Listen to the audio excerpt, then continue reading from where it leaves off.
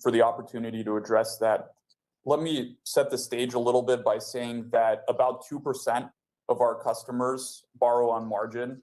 About 13% on a monthly basis perform an options transaction, and a much smaller number, around 3%, perform a multi-leg options transaction. So the vast majority of our customers are engaging in buy and hold activities and long-term investing on our platform.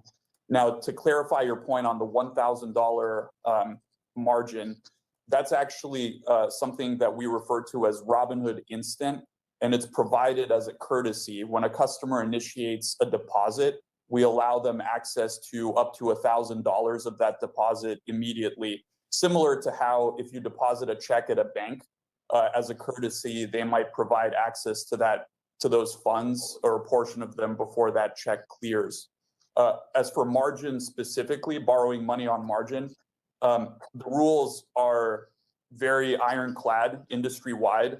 Obviously, Robinhood Securities conforms to all the applicable rules, and Robinhood's product is in many ways more restrictive than that of our competitors, because in order to even qualify for borrowing on margin, you have to be a Robinhood Gold customer, which involves paying $5 a month for the service.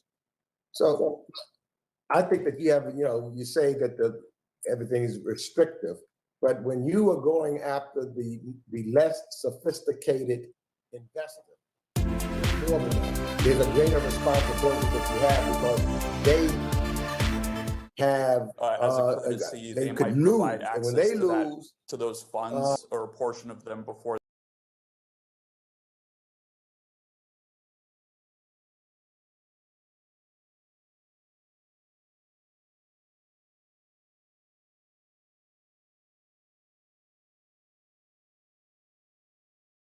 So the big guys, it becomes a reverse Robin Hood situation, which really concerns me.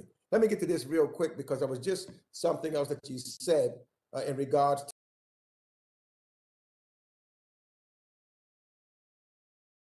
you have to be a Robinhood Gold customer, which involves paying $5 a month for the service. So I think that you say that everything is restrictive, but when you are going after the less sophisticated investor, it's more than that. There's a greater responsibility that you have, because they have they could lose, and when they lose, it could make a determination of whether or not they can pay their mortgage or their rent or not, and they could be taken advantage of. Oftentimes, we find in the financial industry, it is those that have the least that are really taken advantage of. So the big guys, it becomes a reverse Robin Hood situation, which really concerns me. Let me get to this real quick, because there was just something else that you said in regards to liquidity, and you said that you didn't borrow the money because you needed it at the time, but that then later in a question you asked that you raised the additional money, because I want to know how you spent the money for future situations, which means to me that you did have a liquidity problem, or you anticipated possibly having a liquidity problem, or would have one in future transactions. Could you? What's the deal there? I appreciate that question. I stand by what I said. Robinhood was able to meet our deposit requirements. We were in compliance with firm net capital obligations throughout the period, and that additional capital, the $3.4 billion, wasn't to service our requirements. It was entirely to prepare for a future, even greater black swan event, and to unrestrict and remove restrictions on the trading and buying of these securities. The gentleman's time has expired. Mr. Huizenga, you're next with 5 minutes. Thank you, Madam Chair. And this would have been a little nicer 10 minutes ago when I was supposed to go, but I'm going to go back to Mr. Griffin and the chair of the Capital Markets Subcommittee. Ranking member, I think, was filibustering himself. And I just wanted to make sure, Mr. Griffin, you had that opportunity to feel comfortable with the explanation of that best execution and what was attempted apparently to try to be asked. Congressman, I hope so. I think it's important to emphasize that we have vigorously advocated for execution quality to be one of the dominant decision-making factors in the routing of order flow in the United States.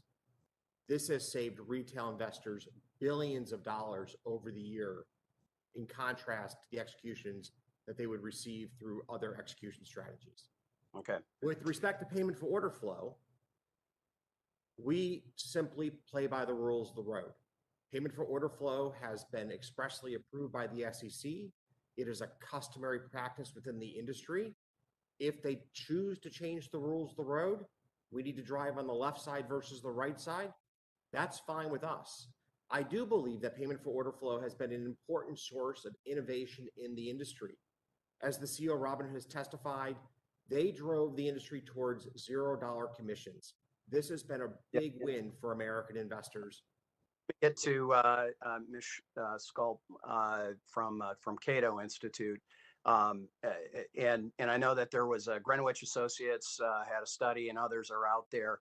Do you concur that this has been good for consumers in the most part? I think that there's still ongoing studies, but I do think that payment for order flow and the price improvements have largely been good for improvements for customers. And I agree with Mr. Griffin that this has helped drive innovation in the industry. I think disclosure can always be better, and I think people should understand that their broker still needs to make money even if they're providing a zero commission trading service. Yeah. Okay. All right. I've got about 3 minutes left. I was going to start actually with this and ask each one of you why you thought you were here today. But I'm going to dispense with that because it's going to take too much time, and I'll provide the answer. Political theater for the most part. That's what this hearing is today. I mean, we're on the business channels right now and on C-SPAN. I think if you see a few of my colleagues playing to the cameras, but we need to have some of these fundamental and important questions answered at the end of the day. And one of the assertions that you've heard already today is that investing is, quote, casino gambling. It's using monopoly funny money. I guess I want to know, is individual retail participation in the marketplace gambling, casino gambling, or using funny money? Mr. Gill, why don't we just start with you? Very quickly.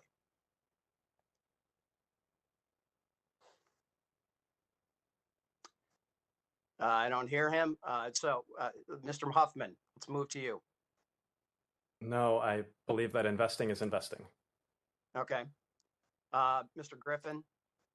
I believe the vast, vast majority of retail participation are people saving to meet their dreams. All right. Mr. Tanev?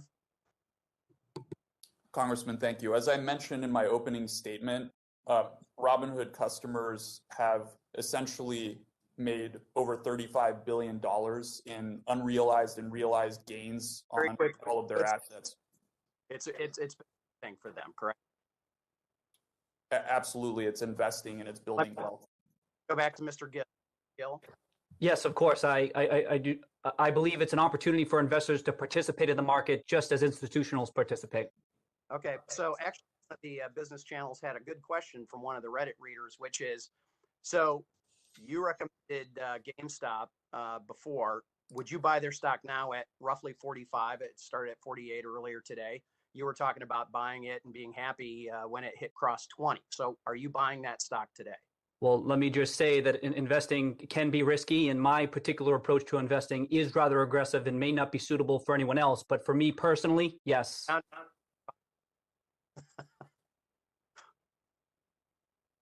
So yes or no, are you buying the stock? And for me personally, yes, I do find it's an attractive investment at this price point. Quick question. Did you invest in GameStop because you were not aware of the payment for order flow? That's one of the accusations. People bought into this because they don't know that. Sorry, could you repeat that question? Did you buy GameStop because you were not aware of the payment for order flow? My investment in GameStop was based on the fundamentals. Okay. I think that answers it. I believe my time has expired. Ms. Velasquez, you're recognized for 5 minutes. Thank you, Chairwoman. Mr. Kenneth, Robinhood seems to have perfected the gamification of trading, providing the user with the perception that investing through the Robinhood app offers recreational gain, playing with little or no downside risk. Of course, many of us understand that investing is not a game and carries significant risk. How does Robinhood balance disclosures around the potential downside risk of investing, including the risk of substantial loss, and the more enticing claims of profitability and the ease of trading? Congresswoman, I appreciate that question. Giving people what they want in a responsible way is what Robinhood is about. We don't consider that gamification. We know that investing is serious, and we're investing in all of the educational tools and customer support to help people on their investing journey. What we see is most of our customers are buy and hold. A very small percentage are trading options, about 13%, and less than 3% borrow on margin. So most people use Robinhood to build up portfolios over time. But can you answer my question? How do you balance disclosures around the potential downside risk of? So we make lots of disclosures, Congresswoman. We also we're also a self-directed brokerage, so that means we don't provide advice and we don't make recommendations for what customers should or should not invest in. So you don't think that as a result of the emphasizing profitability and ease of trading over the risk of loss, that many amateur investors were unaware of the situation they currently find themselves in? Well, I want to mention again, as in my opening statement, Robinhood customers have earned more than $35 billion in unrealized and realized gains on top of what they've deposited. So I think this shows us that the product is working for customers and our mission is working. Okay, thank you. Mr. Plotkin, over the course of my time in Congress, I have been concerned and spoken out about the dangers of short selling. While I understand that short selling can be used for legitimate purposes, too often I have seen abuse, and it ends up harming ordinary workers and families. I first saw it against the people of Puerto Rico, and now we are seeing it here against GameStop.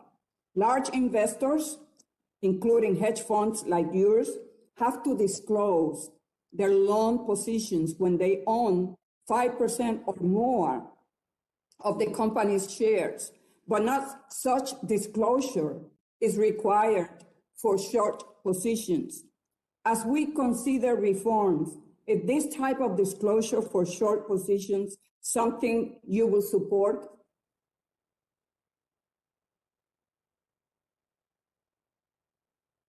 Mr. Plotkin? Yeah, Congresswoman, thank you very much for the question. I think it's a really good question. Whatever regulation is put forth in the marketplace, we will obviously, operate within those rules. It's certainly something I'd be happy to follow up with. But what about my question about short selling? Yeah, I think it's a really good question. It's not really for me to decide, but if those are the rules, I'll certainly abide by them. Okay, well, I'm glad to hear that answer. Mr. Gill, public reports credit you with helping to start the GameStop craze by encouraging other amateur investors to bet against the short positions that Mr. Plotkin and others took. But the stock has now fallen from its high, and many amateur investors have lost hundreds of thousands of dollars. It is my understanding that you are a registered broker. Is that correct? The gentleman's time has expired. Okay. Thank you. I yield back. Thank you, and I appreciate all of the members who are participating today. This is not political theater at all. This is serious oversight responsibility, and members are reminded not to impugn the motive of other members. Thank you, Mr. Lukemeyer. You're recognized for 5 minutes. Thank you, Madam Chair. And my first question will go to Mr. Gill. Mr. Gill, I guess the question is, you're a very serious investor, somebody who does his homework, invest in the market, your own personal funds. And so I guess the question would be, here today, we're discussing the actions around Robinhood, all the transactions that took place. And I guess, do you think we need more legislation as a result of what happened here, or did the system actually work? And let me just make a couple comments on that part. From the standpoint that, did it work? Was it self-correcting? Did the fact that somebody like yourself was able to invest and maybe take advantage of the over-shorting positions by the hedge fund guys who were trying to really drive down the price of the stock for other reasons, whatever? Or did it point out perhaps that we had some companies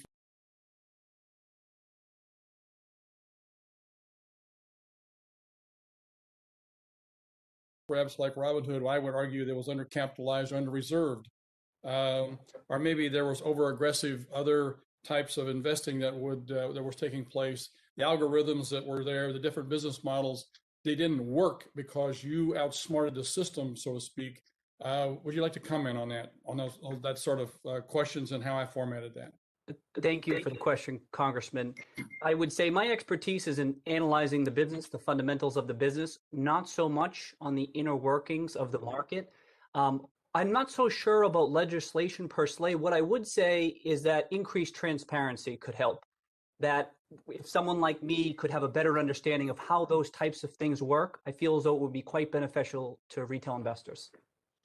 Thank you for that. I know that Mr. Tevin, Robinhood has an interesting name. As I recall, the old story is take from the rich, give to the poor. And I assume what you're doing is allowing the poor to compete with the rich, which is interesting. You made the comment in your testimony, Mr. Tevin, about settling this in real time. We have the electronic ability to do this. I think that would probably help the situation that occurred here. But what other problems occur when you do this in real time? What other things would we have to look at? What other unintended consequences would there be if you did something like that? Thank you, Congressman, for the question. I believe that right now, certain market participants rely on next day settlement to be able to take advantage of intraday netting and run up larger one-sided positions in certain stocks with the knowledge that they can close those positions or reduce them by the time settlement happens. And I understand that would be a limitation to the trading activities of some of these institutions. So that's certainly one area to consider. The other is around securities lending. We'd have to make changes to how securities lending works. I don't think any of these are insurmountable challenges, and I'd be happy, as I mentioned earlier, to deploy our intellectual capital and our team's engineering resources to help solve these problems very quickly. Thank you for that. Mr. Plotkin and Mr. Griffin, the question is for both of you here. Whenever you're short selling, I understand that GameStop stock was short sold 140%. And Mr. Plotkin, you made the comment in your testimony a minute ago that you were not trying to manipulate stock. Yet if you're short selling a stock 140%, for me, on the outside looking in, it looks like that's exactly what you're doing. Explain to me why that's not manipulating the stock. Thank you, Congressman. For us, I can't speak to other people that were shorted. Anytime we short a stock, we locate a borrow. Our systems actually force us to find a borrower. So we always, short stocks within the context of all the rules. Mr. Griffin, would you like to comment on that? You guys are both market makers and brokers and hedge fund guys. I mean, you do all of it. Why is this not considered manipulating a stock whenever you can short sale at 140%. Don't you think there should be a limit on something like that? So I believe that the short interest in GameStop was exceptional, and I'm not sure it's worth us delving into legislative corrections for a very unique situation in terms of the extreme size of the short interest.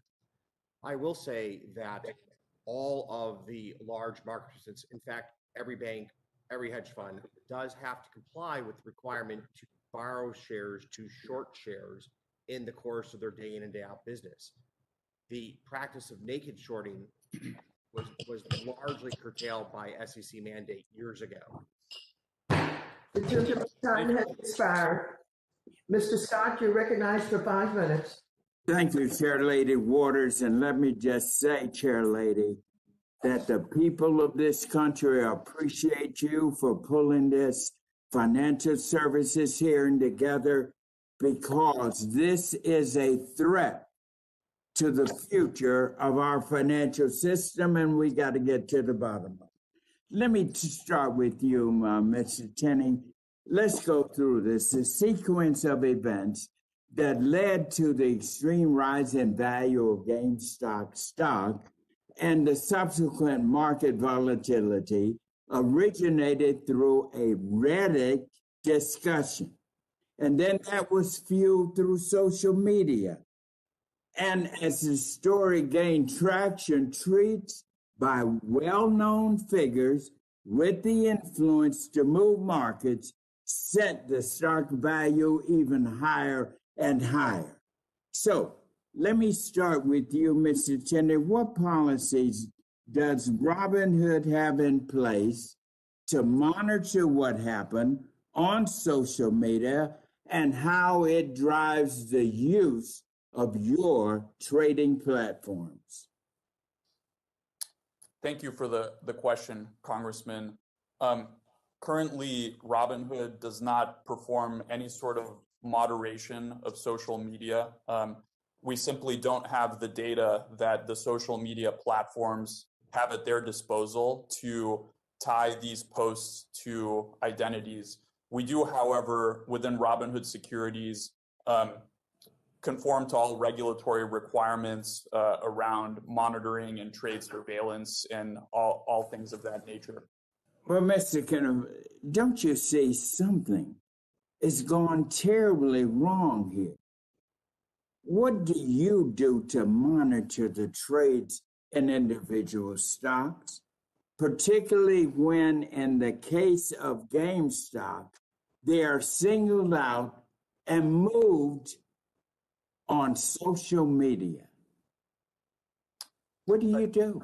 I appreciate the question. So our priority throughout the exceptional market conditions in January and early February was to maintain the uptime and performance of our platform and make sure that we're available to customers. Let me try to get to a point here. Do you, Robinhood, do you have any policies in place to ensure that investors are making trades based on legitimate material, financial information, and not the influence of social media, the design of trading platforms, or any other superfluous information? Do you have anything, any guard to that? Absolutely. Congressman, we provide educational resources to our customers, including our redesigned Robinhood Learn portal, which is not just available to Robinhood customers, but to the general public, and had over 3.2 million people visiting in 2020. But don't we need, do we not? I mean, you're at the center of this. Don't you see and agree that something very wrong happened here and that you're at the center of it? And we are looking on this committee of how we can protect our wonderful, precious financial system. We need it from you. What about you, Mr. Hoffman? Do you have anything? what Congressman, steps is your company taking to guard against this? Anything at all? Congressman, we spend a lot of time at Reddit ensuring the authenticity of our platform. So we've got a large team dedicated to this exact task.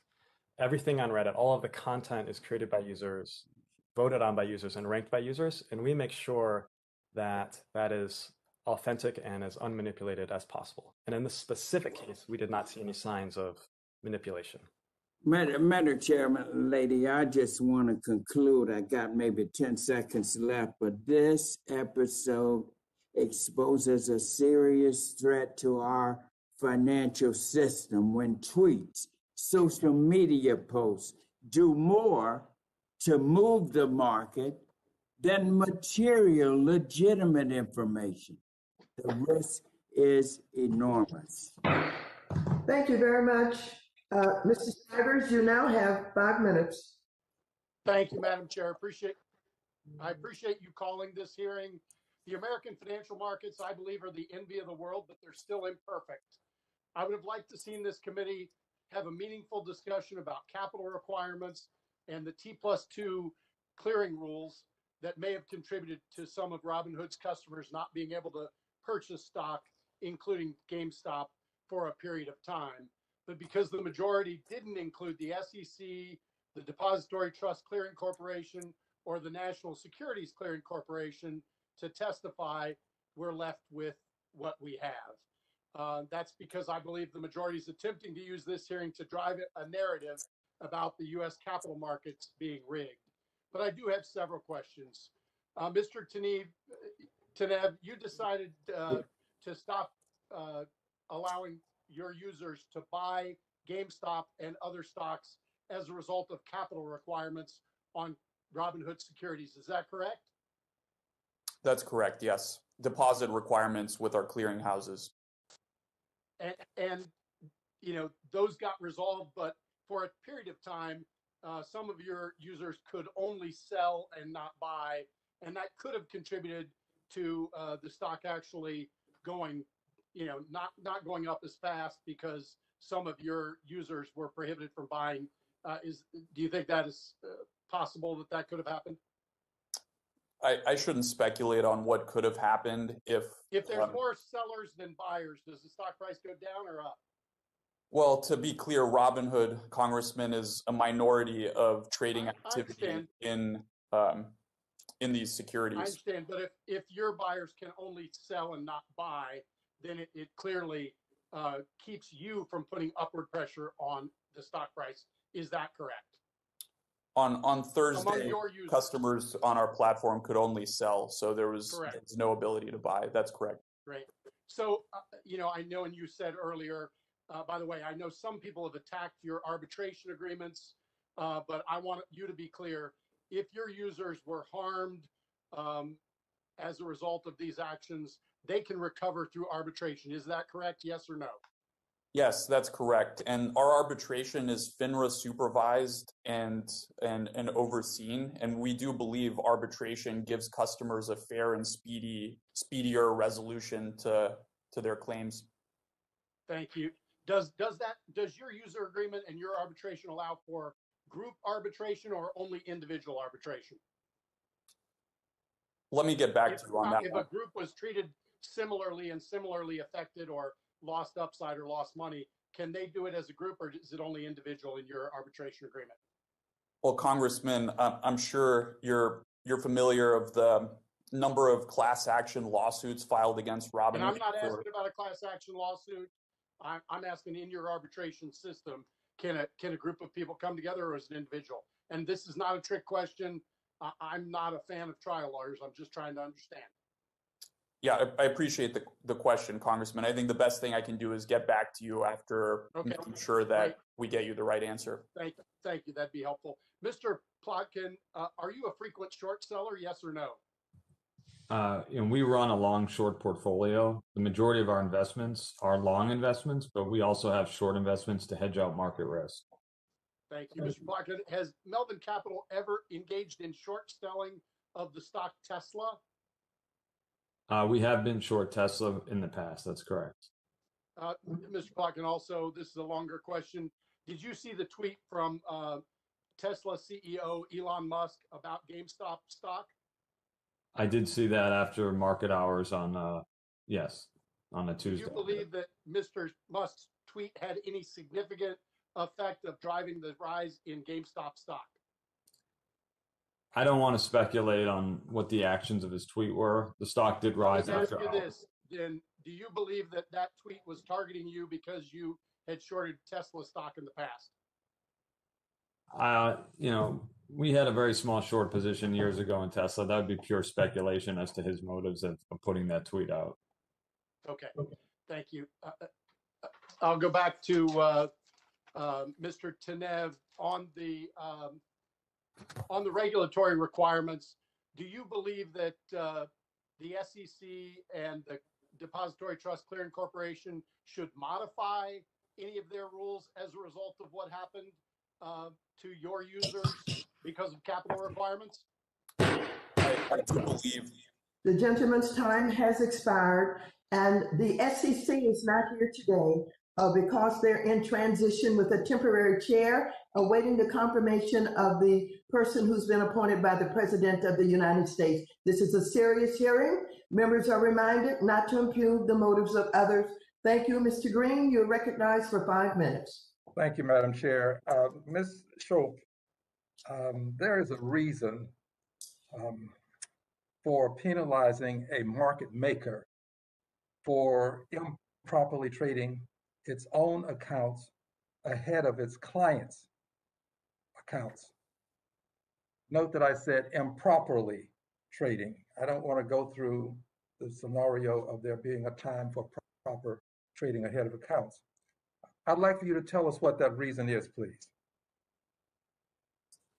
What trading ahead of customer accounts is illegal, and it does not. I understand that it's illegal. Yeah. I don't mean to be rude, crude, and unrefined, but I have to ask this question quickly. What can happen that can benefit the market maker? How can that be monetized such that the market maker profits greatly from doing it? Right. If a market maker trades improperly ahead of the own customer accounts, he can get a better price and can move the market in the process depending on how big the trade is, thus hurting the customer. Yes, and if this trade is huge and you can see that this trade that the client has is huge and will have an impact on the market, how does that benefit the market maker to trade ahead of the client? The market maker can get a better price for himself before the price changes by the client's trade. He can also engage in self-dealing that way as well. Yeah.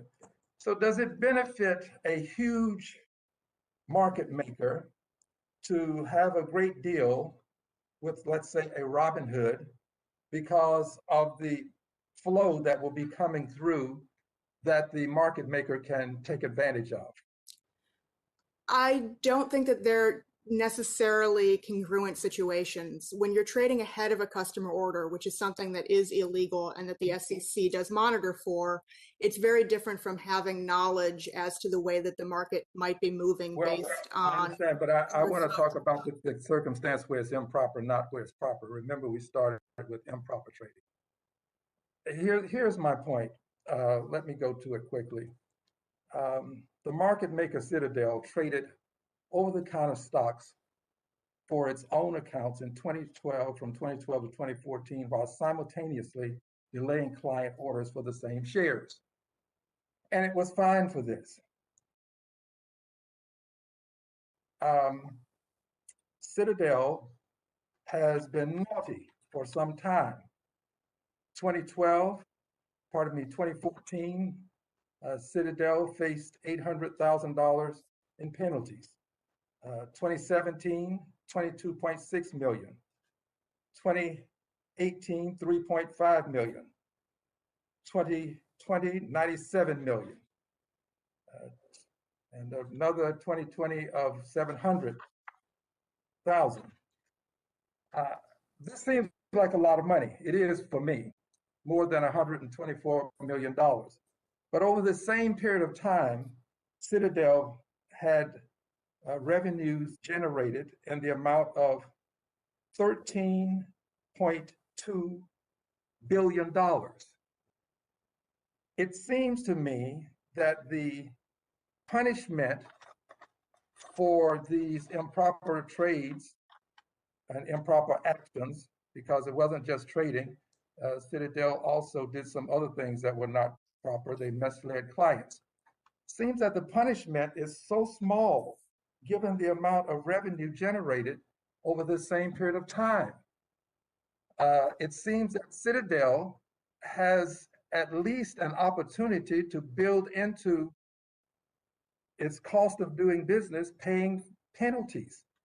And that concerns me. It concerns me that the punishment doesn't seem to deter Citadel. It concerns me because I know of circumstances wherein persons who are not in the market, they do things that are much less harmful, and they can possibly go to jail. So the question that I have is this: what kinds of systems do we have in place? And it's back to you again, ma'am, to prevent the very things that I have called to the attention of my colleagues. Well, as a former enforcement attorney at FINRA, I can say that regulators have the same concern with fines and other punishments becoming just a cost of doing business. And it's one of the things that are considered along with the regulations around what can be punished. The gentleman's time May I, for the record, has expired. Mr. Green, as you know, we're going to have a series of hearings, and our next panel will include a whole bevy of experts also on some of these issues. With that, Mr. Barr, you're ready. May I play something in the record, please? I have without objection, you may enter into the record. Thank you. Thank you. Mr. Barr, you're recognized for 5 minutes. Thank you, Madam Chair. And Mr. Griffin, I want to revisit this issue of payment for order flow. Payment for order flow has been around for decades, correct? So I know it's been around for at least 1 or 2 decades. I can't answer before that period of time. And it's a recognized and approved practice by the SEC, correct? Yes, it is. And payment for order flow is set by the brokerage firm, not the wholesaler, right?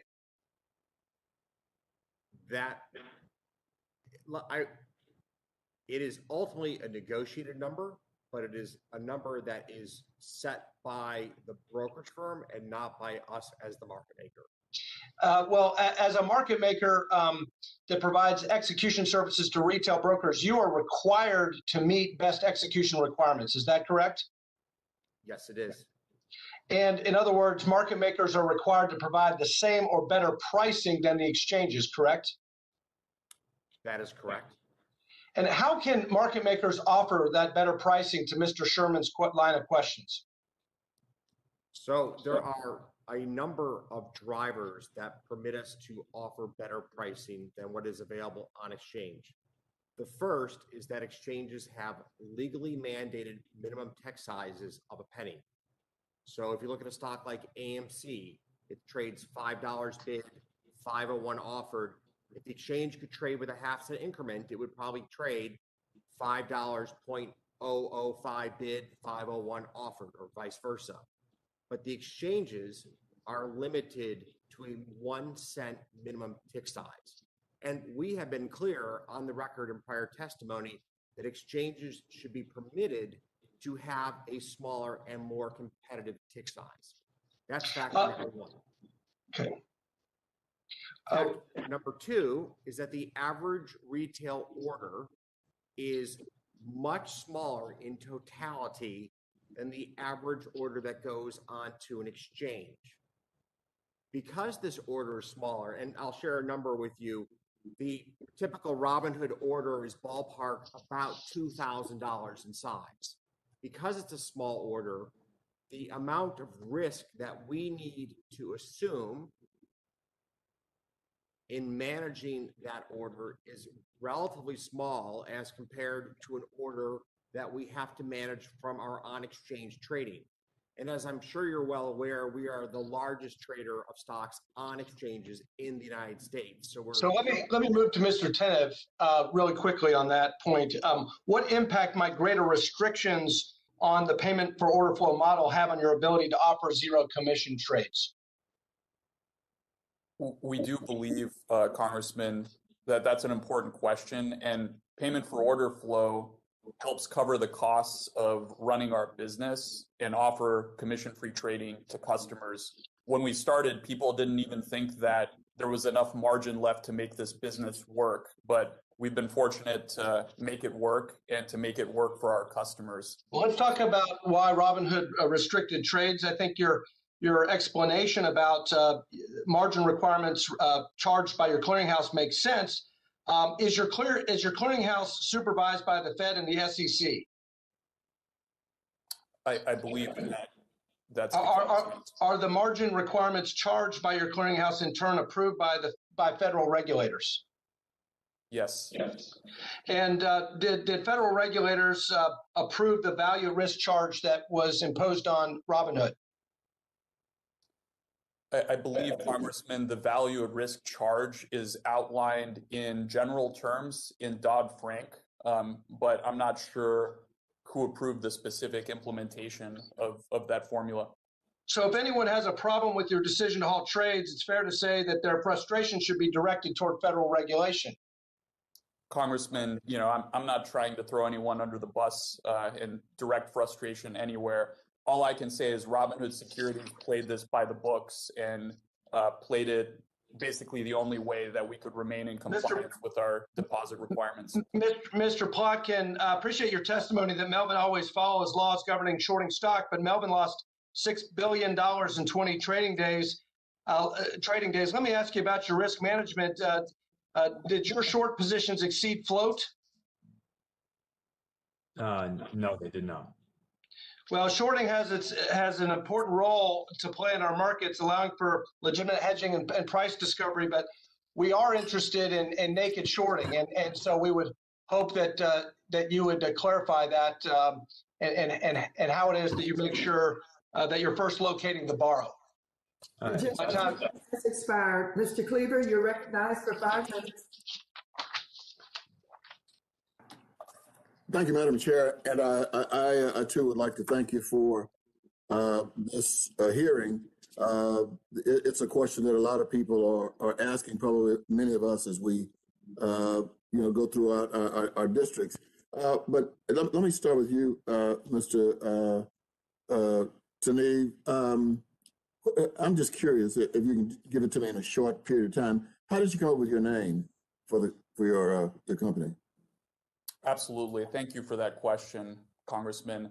Robinhood stands for lowering the barrier to entry and democratizing finance for all. So the idea is the same tools that institutions and wealthier high net worth individuals have had for a long time should be available to the people regardless of their net worth or how much money they have. Okay, I appreciate that answer. Because it's something I would also embrace. However, I have a 23-year-old on the other side of the house who I love dearly, but he has no training, no income, no qualifications. How in the world could he get like $1 million worth of leverage? Thank you, Congressman. So the leverage that we provide to our customers, which less than 3% of our customers actively use, is regulated strictly by requirements. So the only way to get that amount of leverage in a margin account through borrowing is to deposit a similarly sized amount of capital. Or by mistake. Congressman, I'm not sure what you're referring to. Well, I mean, there's a record of a young man getting $1 million worth of leverage. He was only 20 years old. So I'm just saying, if that's not a policy, that was an error. Congressman, I appreciate the opportunity to address that really important point. You're referring to Mr. Kearns. I am. The man who unfortunately passed last year. Yes. First of all, I'm sorry to the family of Mr. Kearns for your loss.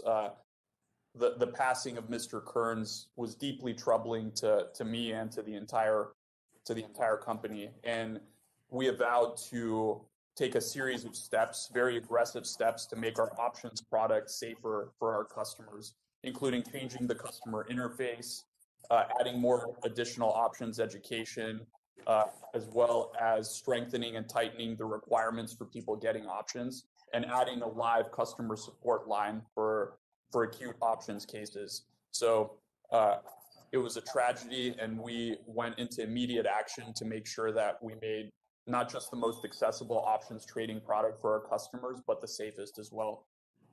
Okay, I asked that question. In my real life, I'm a United Methodist pastor, and so I've read your statement. After the tragedy of this young 20-year-old, but I mean, and I don't think you nor I want to get in. I mean, to litigate that right here today. But what improvements did you make in the aftermath to your platform, or were there improvements? Thank you, Congressman. There were several improvements. One, we added the ability to instant exercise as well as exercise options positions in app. We clarified the display of buying power, specifically negative buying power, in situations where one leg of a complex multi-leg options transaction were to be assigned. We also added an options education specialist. We also added live phone-based customer support for acute options cases, which has gotten very, very great feedback from customers and is something we're expanding to other use cases, such as cases where customers' accounts have had off-platform hacking incidents. Okay, that's the last one is where I was concentrating on, because this young man was trying to get into your system to find out what was going on. He was confused. He was scared. And so he sent emails. Patience. Madam Chair, I have a letter from the American Securities Association I'd like to insert in the record, please. Without objection, such is the order. Thank you very much. And Mr. Tenev, what a treat to see you, and congratulations on being part of the American dream. I had the pleasure working for President Bush 41, of working in Sofia in 1990 and 1991 to try to bring capitalism to Bulgaria after the wall fell. So I'm glad to see you're an American citizen and innovating here in our country. Thank you. I think you've done a good job talking about the, I'd say, the acknowledged lesson that you've learned in terms of these deposits for clearing and the important risk management issue for your firm. So I'd like to turn to follow up on some of the discussions about retail service that you've also touched on today. Do you have a call center generally for Robinhood investors? Thank you for that question, Congressman. And I want to start by saying customer service is fundamental to everything that we do, and it's one of the areas where we're investing the most. We have customer service centers in a number of states: Colorado, Florida, Texas, and Arizona, and we're looking to expand aggressively. Well, do you have a call center that I can call, a 1-800 number, if I'm having a trouble in the middle of the trading day? We do offer, Congressman, live phone support in app for certain use cases. We're expanding that as fast as we can. Yeah. So as I mentioned earlier, options, advanced options cases, as well as account takeovers, which typically happen through a customer's personal email who's been compromised. And the feedback's been great, and we're looking to expand the live phone channel, as well as make improvements to our email channel and even upstream within the product. Thank you. That's helpful. And on the subject of margin and options, you've talked about that today. But I've spent 40 years in this business and been the general securities principal in 3 different firms. And this issue of granting margin and option approval to retail clients is always an important issue. You've addressed that today, so I want to turn to a different topic that has not been raised, and that's low dollar stocks. As I understand it, your policy and procedure manual simply said that you allow low dollar stocks if they're on an exchange, but many brokerage firms are very reticent to allow retail investors to invest in stocks that are under $5. Could you address that issue today? Yes, I'd be happy to, Congressman. So Robinhood allows customers to trade in and invest in exchange-listed securities. So that's the objective criteria that we use. And it actually excludes several types of securities that customers commonly request to trade in. So on Robinhood, you can't trade over-the-counter bulletin boards, except in limited cases where a listed stock falls to over-the-counter. You can't trade pink sheets. And of course, you can't short sell or enter undefined risk options trades. Okay. So our objective criteria involve whether exchanges list these securities. Thank you. And I think that probably, I'm sure you'll reevaluate that after these effects. Let me turn to Ms. Schullup. Thank you for being here. The Wall Street Bets Reddit platform. I'm curious, when you think about the obligation of this SEC pending investigation, based on your FINRA background, do you think the SEC should look at the bulletin board participants under Section 9A2 on potentially inducing trading in a certain direction? Is that worthy of their review? Thank you for the question, Congressman. I think that there's been little evidence to this time that there's been any sort of false or deceptive conduct taking place on the Wall Street Bets Forum. That does not mean, though, that I think that the SEC should not take a deeper look. Because of the anonymity in the forum, there could have been people that were engaging in deceptive behavior that's not readily apparent to outside to the public. So I do think the SEC should look, but to this point, I've seen very little that would meet a test for manipulation, which generally involves false or deceptive behavior. Thank you. I appreciate that. Mr. Tiev, I thought of another question for you. Would a securities transaction tax be beneficial to retail investors in the United States? Thank you, Congressman. I don't believe it would. Thank you. Gentleman's time has expired. Thank you, Madam Chair. You're back. Witnesses, we will take a short recess. The committee stands in recess for 5 minutes. Thank you.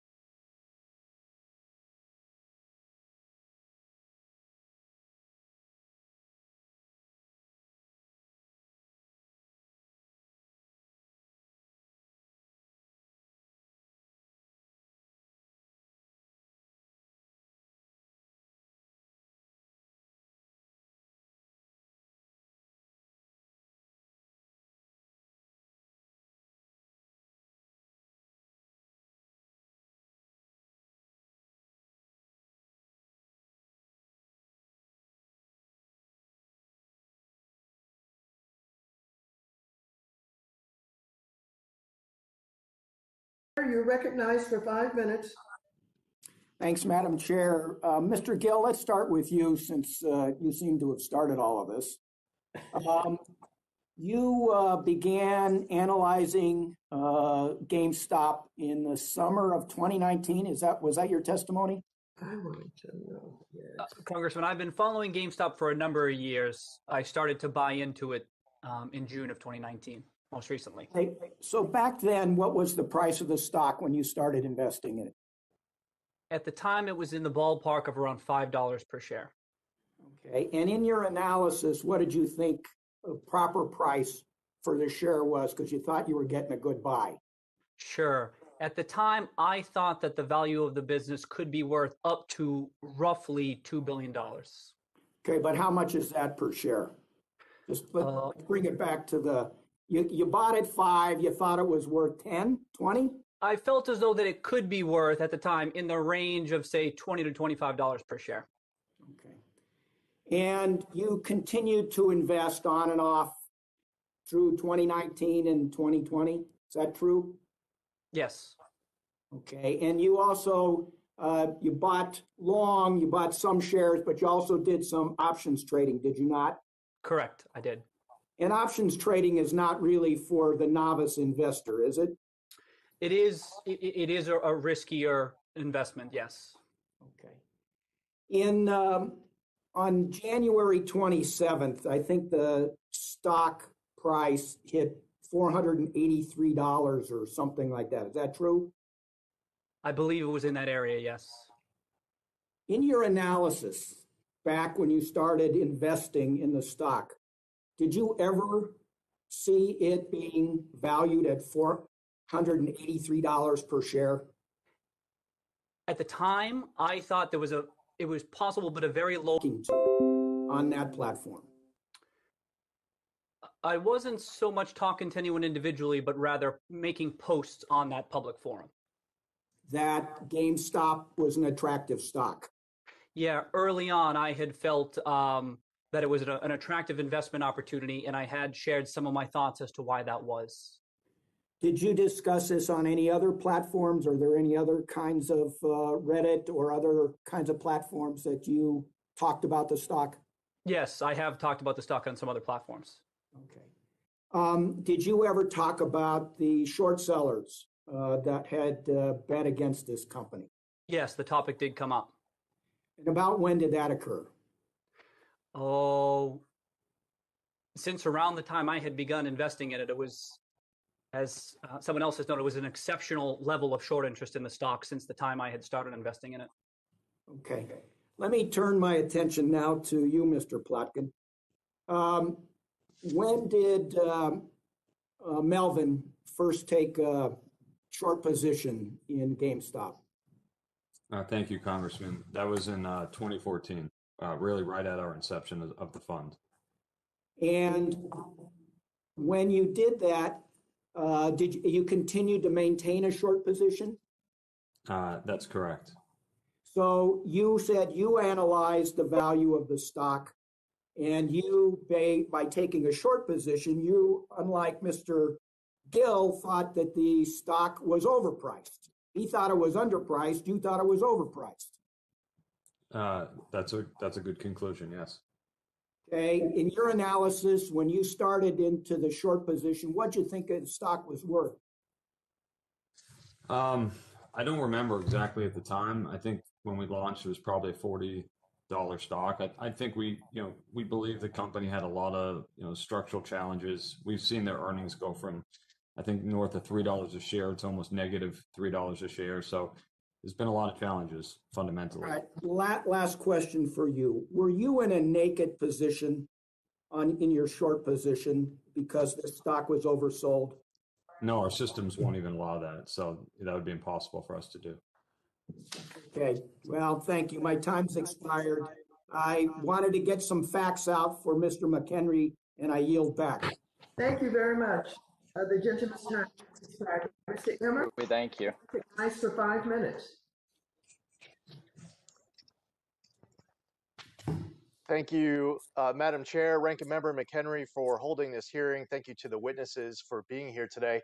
I represent the 1st Congressional District of New York, which encompasses much of Suffolk County on Long Island. My home district is full of people from all different walks of life and industries, and having access to cost-efficient investing is crucial. While there are always ways to make a system work better, our capital markets are the envy of the world with their liquidity and diversity of investment opportunities. Innovations in securities trading brought by the private sector have increased access for retail investors. For better or for worse, and this situation is a perfect example. For example, one of our witnesses here, Mr. Gill, or should I say Roaring Kitty, turned $53,000 into almost $50 million, and that's what you would call some deep you-know-what value. Of course, we know that not all those who invested in these stocks share the same success story. However, I want to highlight a potential vulnerability in these innovations. I've been concerned for some time in general with the sharing of U.S. individual user data with the Chinese Communist Party. I sent a letter, for example, to the Treasury Department in October 2019 expressing concern with the potential sharing of user information by TikTok to its parent company ByteDance and asked for a CFIUS review. Chinese companies are required by law to regulate online behavior that deviates from the political goals of the CCP, obey the CCP's censorship directives, and participate in China's espionage. These policies regulate companies like TikTok in the China market and increasingly their overseas business. Webull and Moomoo are 2 examples of broker-dealers that are subsidiaries of Chinese parent companies. According to Bloomberg, funds affiliated with Xiaomi Corp own at least 14% of Webull. Xiaomi is a Chinese company that risks being delisted from U.S. exchanges after the U.S. Department of Defense put the company on a blacklist on January 14, 2021. Moomoo is owned by Futu Holdings, which is a company that received a significant investment from entities affiliated with Tencent, a company with known ties to the CCP. On December 8, 2020, Bloomberg Businessweek ran an article on Webull stating the company, quote, has increased its roster of brokerage clients by about 10-fold this year to more than 2 million by offering free stock trades with a slick online interface. On January 29, 2020, the day after trading activity for long trades on certain stocks discussed on Reddit threads were limited, Bloomberg ran an article with the headline, Robinhood rival Webull sees 16-fold jump in new trading accounts. It's clear that these apps have rapidly increased their user base, which has me concerned. Ms. Schulp, do you think we should be concerned about the potential for Chinese entities with ties to the CCP receiving personally identifiable information or other user data from their subsidiary broker-dealers that are licensed and registered in the U.S.?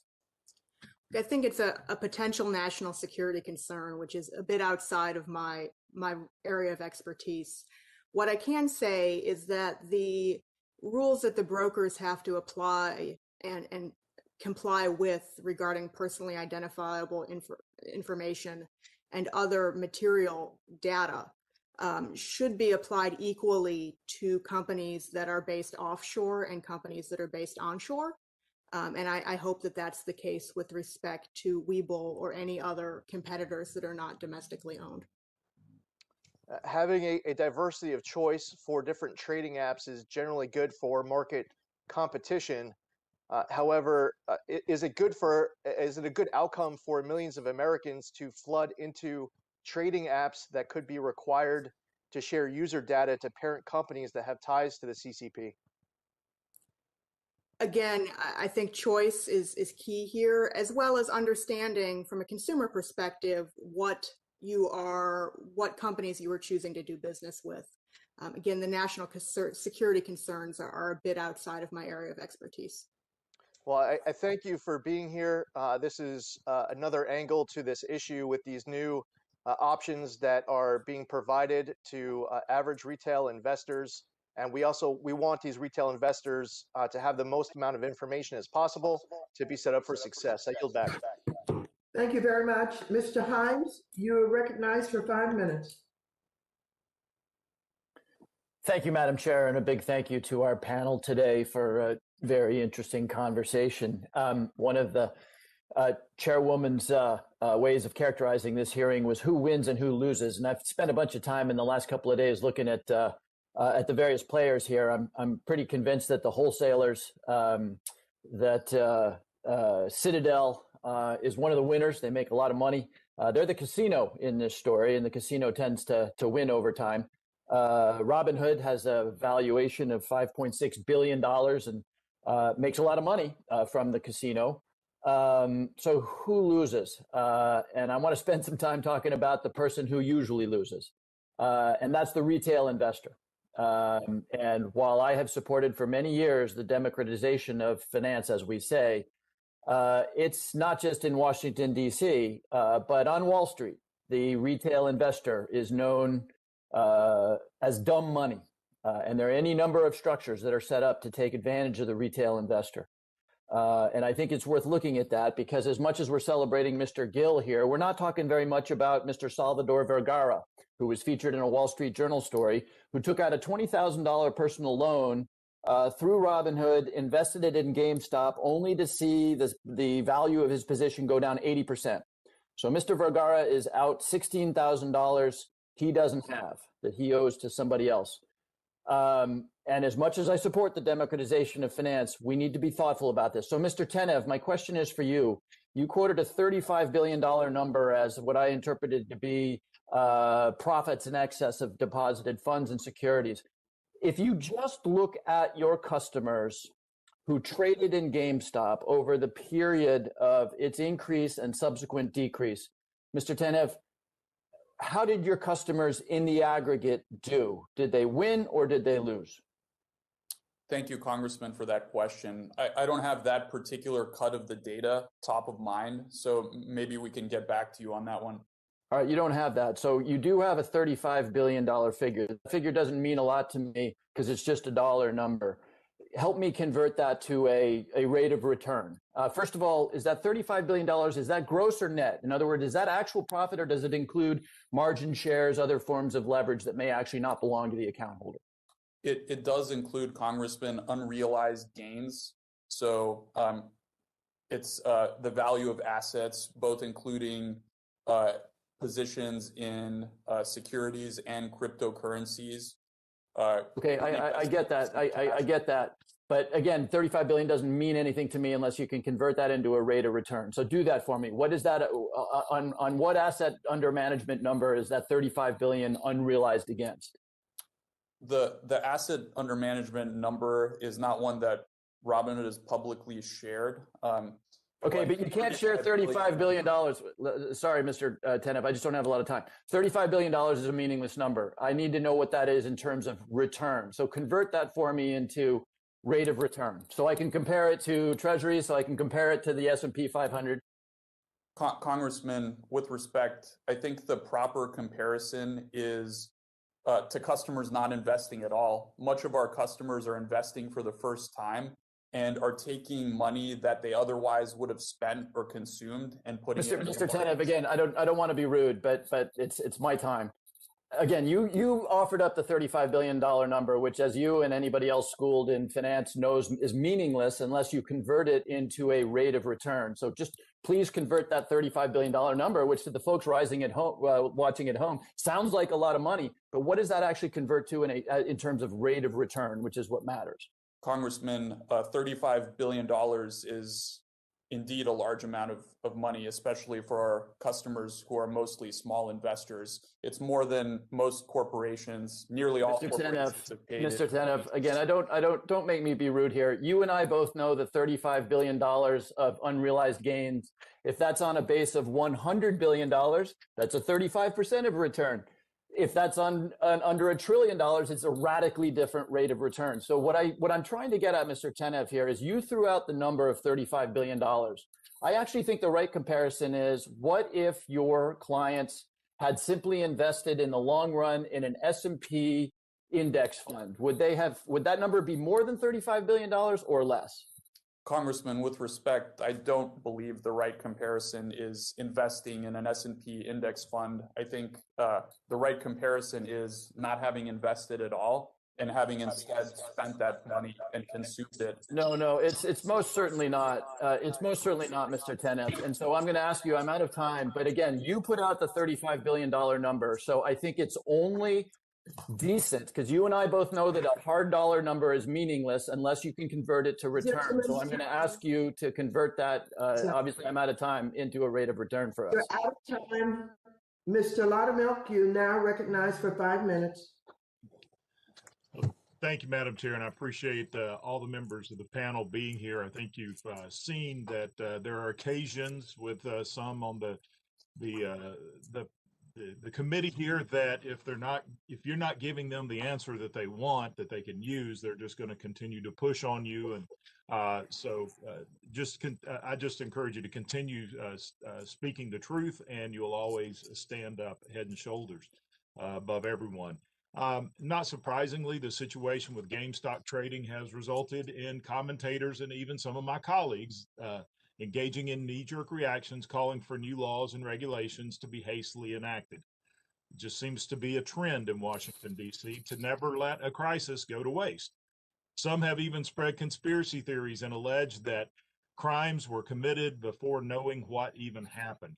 I can even testify to what was just being said is I know numbers of people, personal friends who have never invested before, but because of Robinhood and other retail platforms, many of them took the stimulus money that they received during the CARES Act, which they were still working, they didn't need, and they actually started an account and started investing. So yes, more and more people who have never invested before are now investing using these platforms. This hearing is a reminder that with complex situations, we should take time to understand what actually did or did not happen, especially with this GameStop situation. Now, the SEC is the proper authority to determine if any rules were broken, and they are looking into it. Congress has already given the SEC broad authority to oversee the capital markets, and we do not need to rush to enact even more big government regulations until that could ultimately harm the investors. Now, question, Mr. Tenet, can you remind us again why Robinhood temporarily paused trading of GameStop and other stocks? Of course. Thank you, Congressman. Robinhood paused trading temporarily, or I should say paused buying of about 13 securities on Thursday so that we could meet our regulatory deposit and collateral requirements. Okay, so what you're saying is you were paused because you had to comply with regulations. Is that true? Correct. All right, so it's ironic that the people who are criticizing brokerage firms because they pause trading, which they sometimes have to do to comply with regulations, these same folks are now saying, we need to respond to this with more regulations. I would say if people don't like brokers occasionally having to pause trading, I'd suggest they look at the regulations that required it. At some point, we need to recognize that piling on more and more regulations only increases complexity and does not help investors. Question for Ms. Schultz. Despite the volatility and the frenzy of media and social media activity, it seems to me like the markets functioned as they were supposed to during this situation, and that markets are not broken. In fact, they are working well. Do you agree with that? I agree with that. Okay, thank you. I appreciate that. I think most reasonable people that are listening to this would agree that there are regulations in place. The SEC has those to pause activities that could be harmful, not only to the markets, but to the individual investors. And so what I'm understanding you saying is that it did work in the way it was supposed to. As the facts that I know now, it does appear to have worked the way it was supposed to. This is not a sign to me that the market is broken. Thank you. Mr. Griffin, what are some of the issues that policymakers should consider in the T+2, T+1, T+0 debate? Obviously, margin requirements exist to make sure firms have enough capital to settle transactions, but faster settlement and lower margin requirements can be positive for the retail investors, and we need to balance those needs. Can you address what some of the issues are in the T2, T1, and T0 debate? So, Congressman, I cannot profess to be an expert on these issues, but I will give you my perspectives from having been in the industry for 30 years. We started at T5. We will one day be at real-time settlement. And the question is how long does that journey take? From T2 to T1, which reduces the amount of capital required by broker-dealers to meet the needs of their customers, that reduction in capital will be meaningful, would have been very helpful to Robinhood during this period of time. Reduces counterparty risk holistically, which is good for everybody in the market. We should push for T1. As we go to same-day settlement, you now bring into question the complexity of intraday cash movement, and you bring into play the necessity for all systems to be functioning every moment of every day with no room for error. On a T1 settlement cycle. Time has expired. Let me remind the members that we're going to have a series of hearings. Today is the first. There will be probably two more. I didn't hear anyone here today say that they were ready to pile on regulations. So let's make sure we know that our statements are accurate. Mr. Foster, you're recognized for 5 minutes. Thank you, Madam Chair, and to our witnesses. Mr. Tenov, I'd like to follow up a little bit on payment for order flow and best order execution issues. Democratization of finance is a good and noble goal, but for democracy to work, consumers need transparency and high quality information, and not only about fees, but about order execution quality. Your customers actually don't care directly about who you subcontract order execution to or any payment for order flow, but they need a simple way to compare the execution quality between your app and competing apps or other accounts. And while institutional investors can afford to run their own tests, and they do, and I'm sure Mr. Griffin is normally is quite often on the receiving end of those tests and trying to measure up to his competitors to compete for market share there. The institutional investors have the market power to demand best execution statistics for their prime brokers. And everyday investors do not get the same transparency. In fact, I believe there's an SEC rule 606, that requires brokers to disclose at least some order execution data to institutional investors. But this requirement does not apply to retail investors. So, Mr. Tenov, since Robinhood's mission is to democratize finance for all, I ask, what are the mechanisms that you would accept and support to provide transparent order execution quality statistics so that your customers can engage in a clean apples to apples comparison between other brokers, between your app and other people's apps in terms of the total cost of trading? Thank you, Congressman, for that very important question. I'm generally in favor of a greater amount of transparency than what we've typically seen in the financial industry. And recently, Robinhood and me personally have engaged publicly on the topic of payment for order flow, short selling, and of course, T+2 and real-time settlement. We do publish 606s via Robinhood Securities that detail our payment for order flow arrangements with various market makers. And just this past year, the industry implemented more detailed 606 requirements, which we of course conform to. Also, back in December of 2020, we released a public page on our website that provided detail about the execution quality, including price improvement that our customers received. And we're proud to announce in 2020, our customers received in aggregate over $1 billion of price improvement on their executions. Right, but that's not a comparison to your competitors. There are a lot of questions about the accuracy of the best execution reference price. And independent of whether it should be improved, it seems like if I was a customer of you or one of your competitors, what I'd want to see is, I just executed a trade of $2,000 and on average, I got X% better or worse than a reference price. And then over time, and see not only the trade that I just executed, but perhaps a running average over the last month or two that you can compare to the running average of whether you're exceeding some benchmark for trade execution quality. that can really be compared with potential competitors. And is that a workable system? Are there difficulties? Is there a reason why industry shouldn't move that way in the name of transparency to customers? Congressman, this is a very interesting topic to me. I'd love to have the conversation. I don't know if this is the right forum to necessarily ideate and brainstorm on all the solutions, but I just want to say I'd be happy to engage with this in a detailed forum and figure out the right path. Okay, well, yeah, we do intend to continue to engage with the industry on this subject, because it's very easy to make payment for order flow sound really creepy. You're basically selling a list of rubes to the sharks. Okay, on the other hand, you make part of an argument that this can net out positive for consumers, but for it to fully net out positive, they have to be able to make the apples to apples comparison. And so that's, I think really an important issue. And I think that probably your reaction to that, if you found your customers were leaving you because of poor execution quality, you would do what large funds do, which is to split your order flow between multiple order execution firms and then demand of them the best order execution and move your business to whoever does the best for your customers.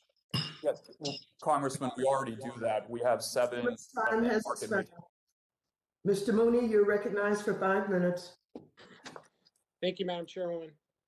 So let me just start by saying that last Congress, 30 of my Democrat colleagues, 4 of whom on this very committee, co-sponsored a bill that would impose a financial transaction tax on the purchase of securities and certain derivatives.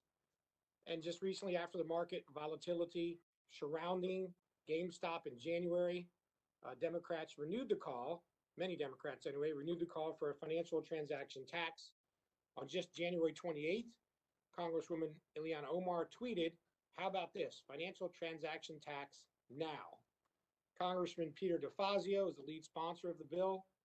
He's already put the bill back in for this session of Congress. It's now House Resolution 328 of 2000. So it's called the Wall Street Tax Act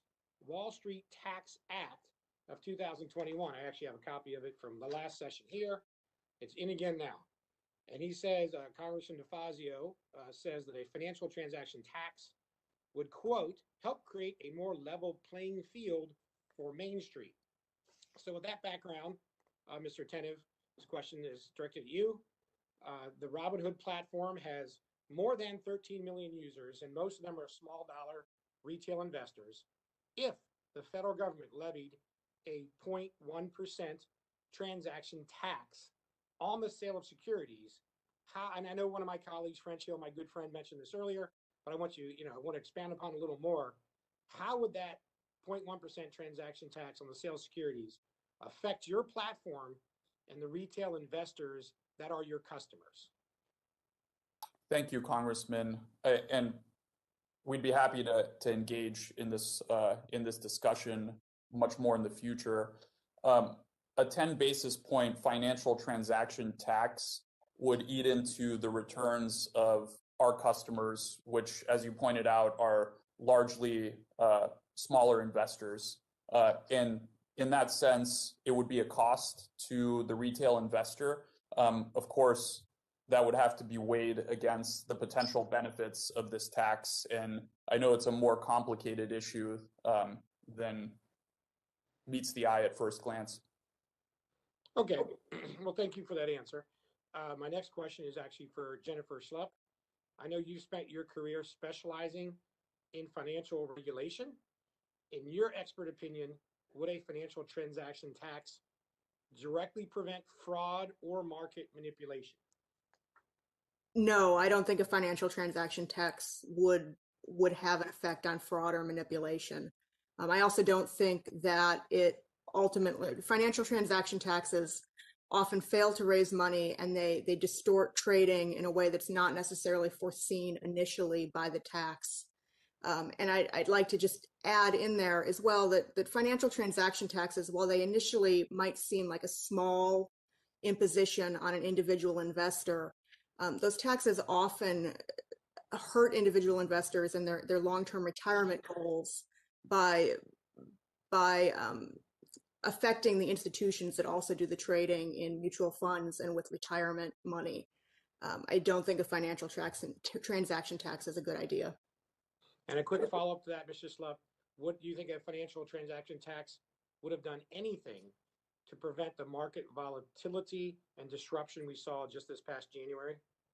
No, I don't think it's related here. There's been some discussion that it might have decreased the amount of trading and thus changed the volatility. It's not my opinion that that would have had any effect on this particular circumstance. Thank you. I only have a minute left, so let me just summarize. The financial transaction tax, supported by many Democrats, would do nothing to prevent market manipulation or fraud, would have not prevented the market disruption in January, and most importantly, would hurt retail investors. Yet Democrats are claiming that the events surrounding GameStop and Robinhood in January make it imperative to implement this financial transaction tax. It just doesn't add up. A financial transaction tax would make it more expensive for small retail investors to trade. And so much for looking out for Main Street. I believe we should be working together to find ways to open up markets to retail investors, not close them. Instead of making trade more expensive with a burdensome tax, let's look for ways to empower retail traders. Thank you, Madam Chair. I yield back. Thank you very much. Ms. Beatty, you're recognized for 5 minutes. Ms. Beatty? Thank you, Unmute. Madam Chairperson, and thank you to the witnesses. My first question is to the CEO, President Ken Griffin.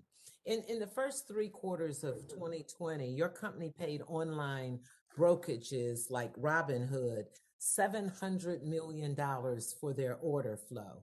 Do you believe that brokers like Robinhood can serve as the best interest of their users while selling their order flow to companies like yours? And that's yes or no. Congressman, I believe that Robinhood actually goes further in meeting the best interest of customers by, in fact, routing their order flow to Citadel. We give a better price, a better execution for American retail investors than the alternative of going to exchanges. So I'm going to take that as a yes, since you said they go further. Then can you tell me, why did your company urge the SEC to ban the payment for order flow models in a filing to the SEC? Congressman, that is a terrific question. That filing relates to the U.S. options market. It was a filing back, I believe, in 2004.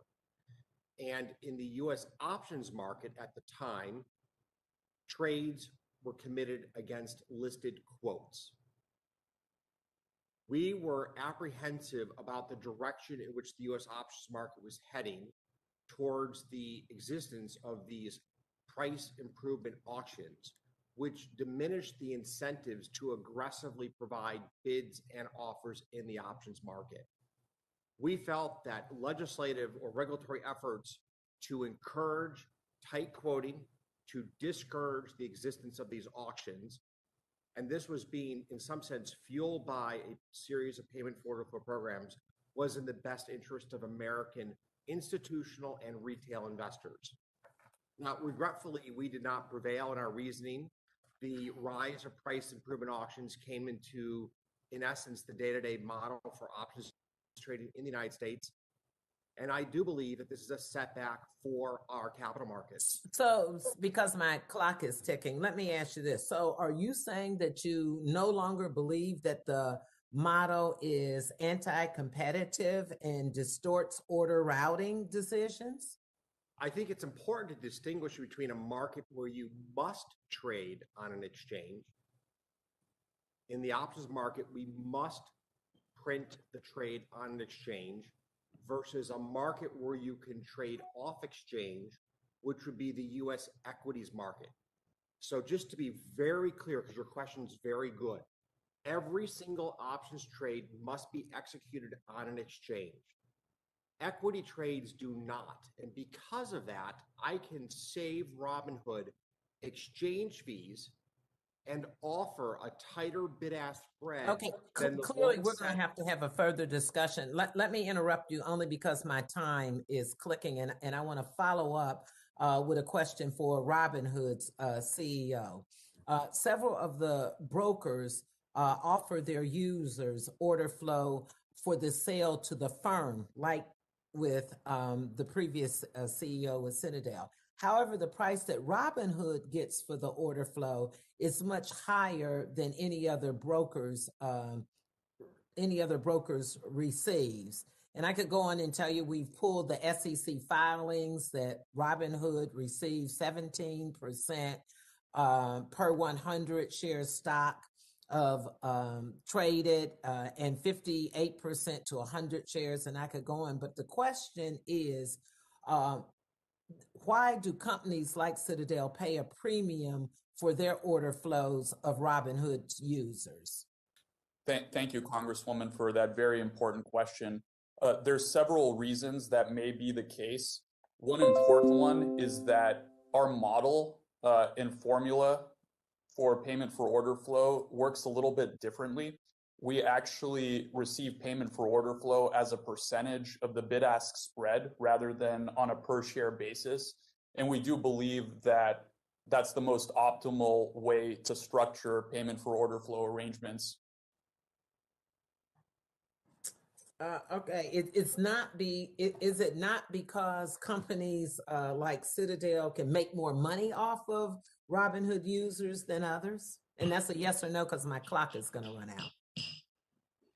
No. I'm sorry, I yield back. My time is up. Thank you very much. Next, we will have Mr. Vargas. Excuse me, no, Mr. Davidson next, and then Mr. Vargas. Mr. Davidson, you're recognized for 5 minutes. Thank you, Madam Chairwoman. I thank our witnesses. I appreciate the work you've done today. And I just want to share that in May of 2020, the Depository Trust Clearing Corporation unveiled a working proof of concept called Project Ion. In this project, DTCC said they would examine the potential use of distributed ledger technology in accelerating the clearing and settlement process. Now, since Project Ion was publicly announced, we've received little information pertaining to its progress. As a longtime advocate for this emerging technology, distributed ledger technology and blockchain, today I've sent a letter to the DTCC to request that they provide an update on the status of Project Ion. And I look forward to hearing back from them. Hope to include them in our next hearing. Mr. Griffin, with Project Ion in mind, could you briefly state what would be your biggest concern if DTCC implements same-day clearing and settlement? Same-day clearing and settlement requires that every bit of the workflow is perfectly synchronized across all parties, and we have no time for recoverability or for error management that you have in an overnight batch process. Right. So the technology makes that essential. In my assessment, many that is inherent to the architecture for blockchain to move forward with each proof. And so I guess clearly in your business, just to follow up there, the technology exists where, for trading firms that are engaged in high frequency trading, you measure success in the course of the day in what, milliseconds for high frequency trading? So, as you know, we are the largest market maker in the world and the largest in the United States in equities. We put great emphasis on the performance of our systems. That was one of the reasons that on the week of January 24th, we were the only major market center for retail order flow that was responsive every minute of every trading day. Perfect. So I just wanted to make the point that I think the technology exists, whether you use blockchain or not, and applaud you for having the ability to execute with precision swiftly already. And I don't think it's a barrier. And I'd love to have more dialogue, but unfortunately I have to go to a few others. Mr. Tenev, do you believe that the root cause of January 28th for the problems that you and others experienced were market infrastructure related, particularly related to T2 versus T0? I believe, thank you, Congressman. I do believe if we had real-time settlement capability and the infrastructure was modernized, we would not have seen similar problems. Yeah, and thanks for that. I think, one of the related things, and it's related to your mission at Robinhood of more democratic access to capital, is not just the ability for more people in a broader portion of America to become savers and investors. It's also to engage in corporate governance even. So do you believe that if market infrastructure would guarantee, and this is really related to, the over, musical shares where someone could be left with no share when the music stops, multiple claims on a shorted stock. If the market infrastructure would guarantee an investor could retain custody of their shares so that the shares can't be lent to short sellers, there could be a downside. How do you feel that only one claim on the shares would resolve this? And that relates to proxy voting as well, or shareholders voting the shares. Congressman, I believe that that's an important question. It's one that Robinhood and me personally have engaged with. I do believe that the ability for the same share to be shorted an indefinite number of times is somewhat of a pathology, and that should be fixed. And I think step one of that is modernizing the antiquated settlement infrastructure that everything is built on. We simply don't have the ability to properly track what shares have been shorted and how many times as they're moving through our settlement system currently. Yeah, thank you for that. And I appreciate that you see the relationship. Hopefully broadly we do, and we provide that nudge the market needs. I want to commend Vice Chancellor Travis Laster of the Delaware Chancellery Court for his letter and paper, The Blockchain Plunger, which explains how this could be done. And I ask unanimous consent to submit that to the record. As my time expires, I want to commend you, Mr. Gill, for just representing a large segment of the industry, in my view, where savvy investors have had an opportunity to engage. And it relates to people with diamond hands that hold. So you might not call yourself a holder, you might use the word diamond hands, but thanks and congratulations for your success. The gentleman's time has expired, and without objection, your submission is taken. Thank you. Mr. Vargas, you're ready. Thank you very minutes. Thank you very much, Madam Chair. First of all, I want to apologize to Mr. Plotkin. You spoke of the anti-Semitic attacks that you suffered online, and as a person of color, I always feel the need to confront hate speech and speak out. And I don't think there's ever been a more hateful, evil, sinful event in human history than the Holocaust. So I want to apologize to you and your family for those attacks. You brought it up, and I think we owe you an apology. I want to apologize for that. Sometimes I think some of my colleagues on the other side of the aisle are devoid of any contact with real people when they say this is just political theater, or they don't want to know the rate of return when that's exactly what people want to know. In fact, there's been a great deal of interest in this hearing, and I think it's because there's great distrust in our society and in government, markets, institutions. And then along comes the story of GameStop. And it's a story really of Robinhood turned on its head. And the reason I say that is Mr. Zuckermeyer brought it up. Robinhood is an English folk hero, 13th, 14th century. And he was supposed to steal, Robin of Locksley was supposed to steal from the rich and give to the poor. And here you almost have the opposite. You have the situation where you have the steal from the small retail investor and giving it the large institutional investor. From an outsider's perspective, you have the bullies, the hedge funds, and their armies of analysts and lawyers and regular old suits attacking the trust GameStop by shorting its stock. And then to rescue, here comes the retail investors, and they're taking stock to these incredible levels. And all of a sudden, Robinhood steps in, but not to help the little guy. He steps in and says, I'm going to help the big guy, and stops the sale because no one knows how high this is going to go. And who's getting it? Who's getting socked in this thing? The bullies are the hedge funds. And that's why people were excited about this. But all of a sudden, Robinhood steps in and they say, no, we had to do this because of other conditions. And my good friends, the Republicans, say it was government. Really, it was, because the government regulations forced them to do this. Well, that's not what the public thinks. The public thinks that there was collusion, that the big guys, all of you guys, were figuring out how to do this and ultimately come out ahead, as you always do. And it seems my colleagues on the other side want to help people. Now, Mr. Griffin, if I could just ask you the first question, how many people are in the room with you? If you could just count how many people are in the room with you. There are 5 people, including myself, in this room, sir, Congressman. Thank you. So I don't think my colleagues need to help the CEOs or anybody else. They got plenty of help. Now, I have to ask this.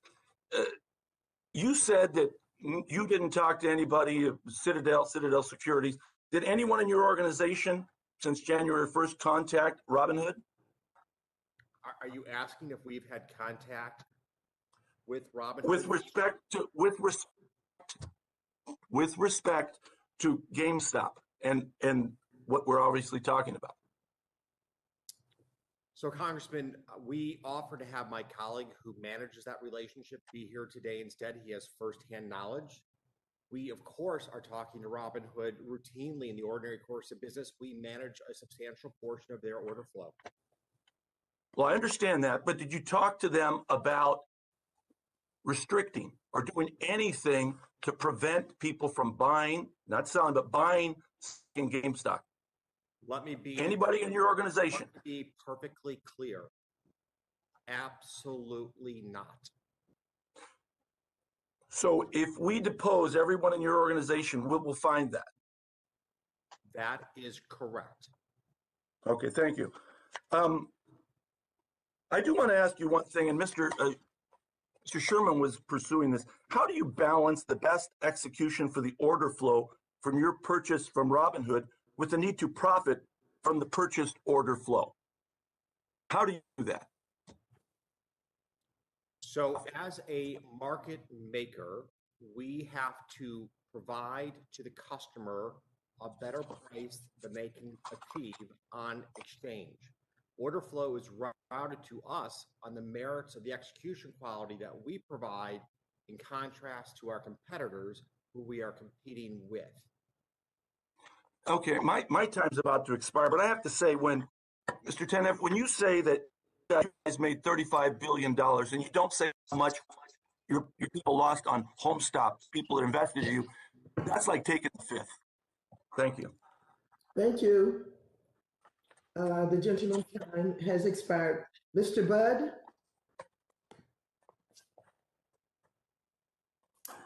Thank you, Chair. Yes, ma'am. Yes. Thank you. And I want to also thank the panel. Now, I really care about a level playing field for retail investors to access the market. And I've been a long supporter of financial innovation and fintech and the shared goal of democratizing finance and making access to the financial system easier for all. So, Mr. Tenev, your company, it boasts that it's helping to democratize finance and is at the forefront of innovation. Can you talk a little more about what Robinhood is doing to push innovation forward and create a level playing field for all investors, while at the same time making sure that those investors are well informed? Absolutely, Congressman. Thank you for that very important question. The first thing I should note is many of the witnesses and representatives here have stated that it's never been a better time to be a retail investor in America than it is right now. I think the combination of zero commissions, no account minimums, fractional shares, really things that Robinhood has helped make the industry standard, have helped small investors and helped level the playing field for people to participate in the markets. Over the past year, Robinhood has released fractional shares, the ability to do automated dividend reinvestments, recurring investments, so that you could take $1 or $5 and create a habitual investment into a particular stock. And the theme of this year for Robinhood is, how do we take a first-time investor and turn them into a long-term habitual investor? How do we make long-term investing accessible for people around the country? And we're making huge investments in education and customer support to support that. we recently released a revamped Learn portal. We call it Learn 2.0, with the aim of taking a customer from basic concepts such as what is a share, what is a stock, what's an ETF, all the way through to more advanced concepts. And we're continuing to invest more and more on Learn, as well as on Snacks, which is our popular podcast, and all other forms of content that we distribute. Last year, more than 3.2 million. I want to interrupt you there. I know you have a lot more things. These are great. I know we could probably talk for a lot longer than this, but I want to shift gears just a bit. But I do want to keep talking about the retail investor, and I want to switch to Ms. Schultz. So back in December, there's an article that you wrote prior to all these events that we're even having the hearing on today. And in the article, I think that you said that it's inappropriate to refer to these very retail investors that we're talking about, that are using these platforms like Robinhood that we're talking about, and referring to those investors as dumb money. I think that's pretty insulting. And my colleague from across the aisle from Connecticut used that term. I think it's insulting. And instead, retail investors are in fact revolutionizing the stock market. So would you elaborate on those views, Ms. Schultz? Absolutely. Thank you, Congressman. Retail investors are often referred to as dumb money by Wall Street, and it's because they don't have access to the same level of research, or some use the term because they think retail investors make dumb decisions. I think it's insulting. I think that the term needs to go out the window. Retail investors are investors who make their decisions based on the information known to them. And we should focus on educating people so that they can understand the risks and rewards of investing. Here, I think the GameStop situation is proof that the retail investors are revolutionizing the market. No one would have guessed when I wrote that article in December that retail investors were going to initiate a sophisticated short squeeze. I think the retail investors here are learning by doing, which is one of the best ways to learn. And we should spend effort making sure that people are equipped with the knowledge to understand the risks about being in the market. Well, I appreciate that. And I would like to ask for unanimous consent to insert that letter into the record, Madam Chair.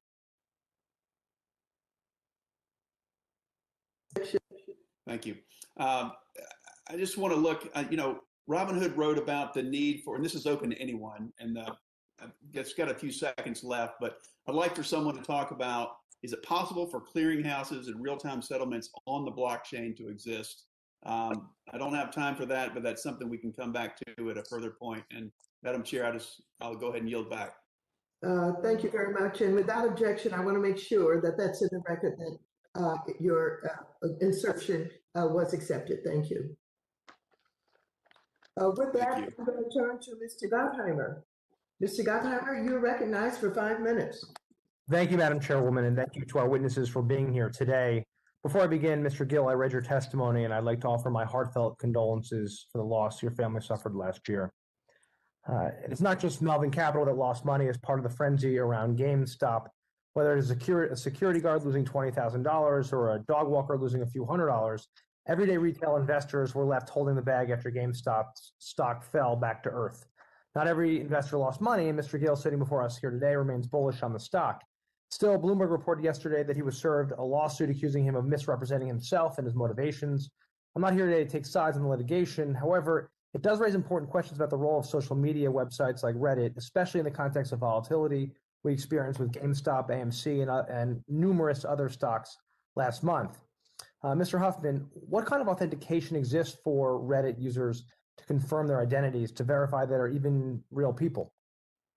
Reddit, and this is an important quality of Reddit, so thank you for the question, doesn't require people to reveal their full identity to use the platform.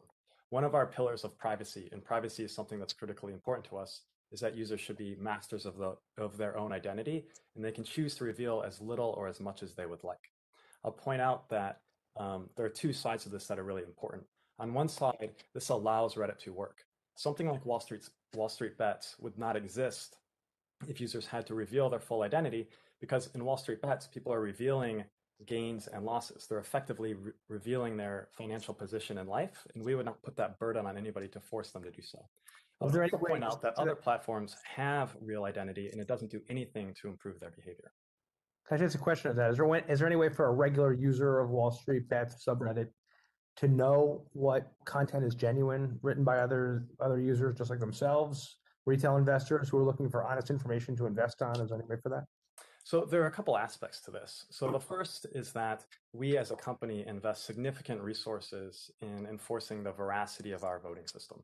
It's something we've been doing for 15 years, long before events like this, long before even the election and the politics of the last few years, where these things have become top of mind for everybody. This has been critically important to us.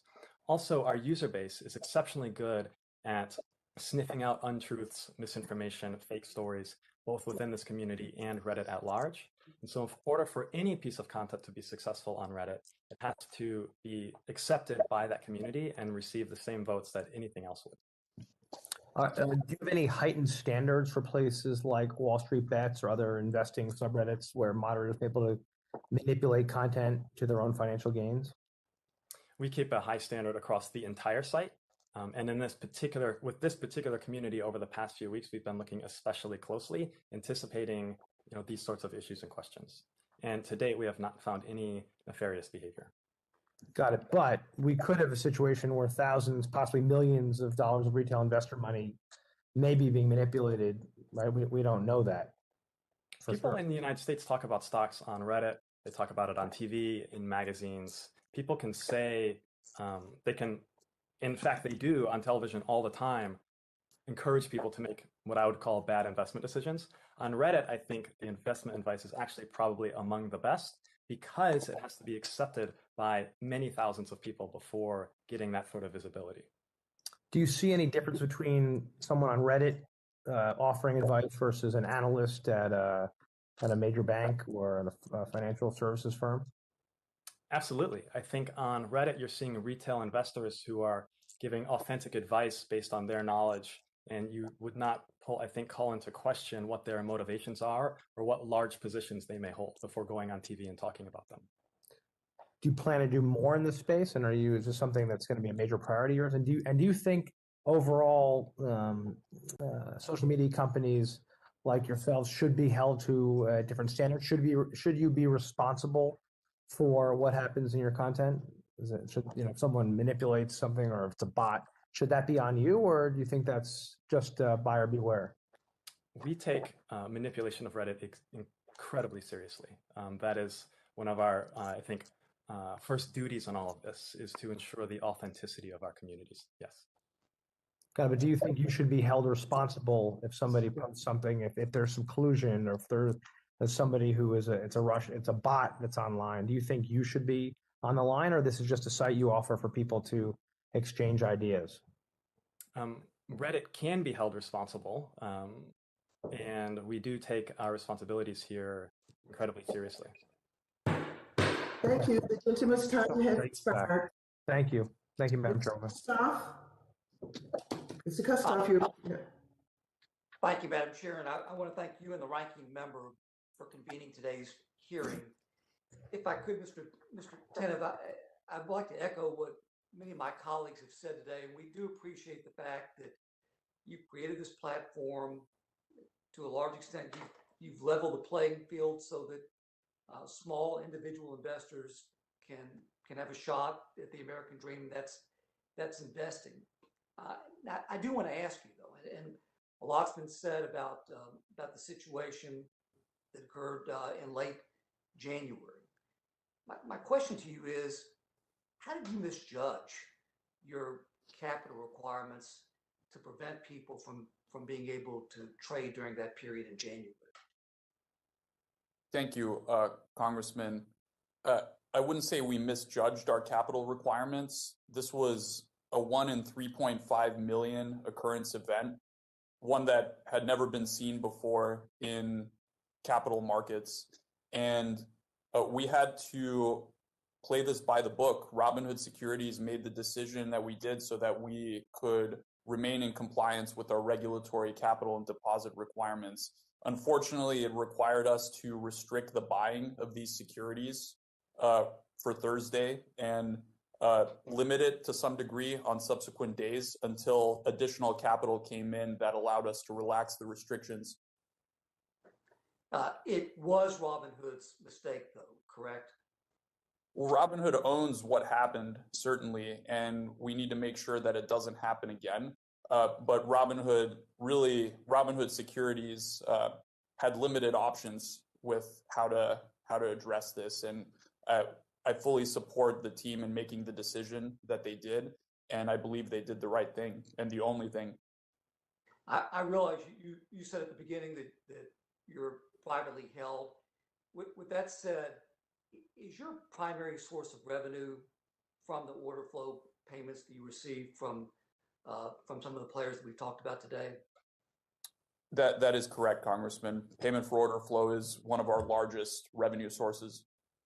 Is it the largest? It's the largest, yes. Now, in your testimony, in your written testimony, oral testimony, you talked about the settlement period and what we're probably capable of doing in real time, or instead of T+2, maybe the T+1. If we had real time settlement, would the situation that did occur in January, would that have been preventable? In other words, that wouldn't have happened if we had real time settlement? Congressman, if we were to have real time settlement, and of course there's some implementation details that would govern this, there would be less of a need for collateral at clearinghouses because the cash and securities transactions would be exchanged in real time. So collateral for counterparty risk would be less necessary. So real-time settlement would lead to reduction, perhaps an elimination in some of these collateral requirements, a reduction in the money that's sort of clogging up the plumbing of the system, and that would have avoided some of these problems altogether. Thank you very much. And just to be clear, does the same answer apply if I asked you if settlement was T+1 instead of same day settlement? Would your answer be the same? Congressman, T+1 certainly would be better, but it doesn't. It reduces the scope of the problem. It doesn't eliminate it from a technology standpoint. Thank you very much. Mr. Hubman, if I could, I'd like to follow up on some of the questioning that my colleagues, Congressman Hill and Congressman Gottenheimer, asked. You've done an investigation into Reddit, into Wall Street Bets. You don't see any bad actors. I'm paraphrasing, but you don't see any bad actors that caused any role in the GameStop frenzy. Am I characterizing that correctly? Congressman, that's right. You know that Congress is looking at amending Section 230. What are your thoughts about that as it relates to Reddit? Sure. So Section 230, I think, is a critically important law to the internet as we know it. And it was created, in fact, to protect a forum in the early internet for talking about stocks. Section 230, I think it's also important to point out, doesn't protect platforms or companies like ours from civil litigation. So there are mechanisms for coming after companies like ours. What it does protect is our ability to evolve the way we moderate our content, and in which we have done in many ways over the last decade. The gentleman's time has expired. Mr. Gonzalez, you're recognized for 5 minutes. Thank you, Mr. Speaker and Ranking Member, and I want to thank everyone in the committee here with us today. This is for Citadel. Mr. Griffin, in 2020, Citadel violated a regulation, SHO, which governs short selling.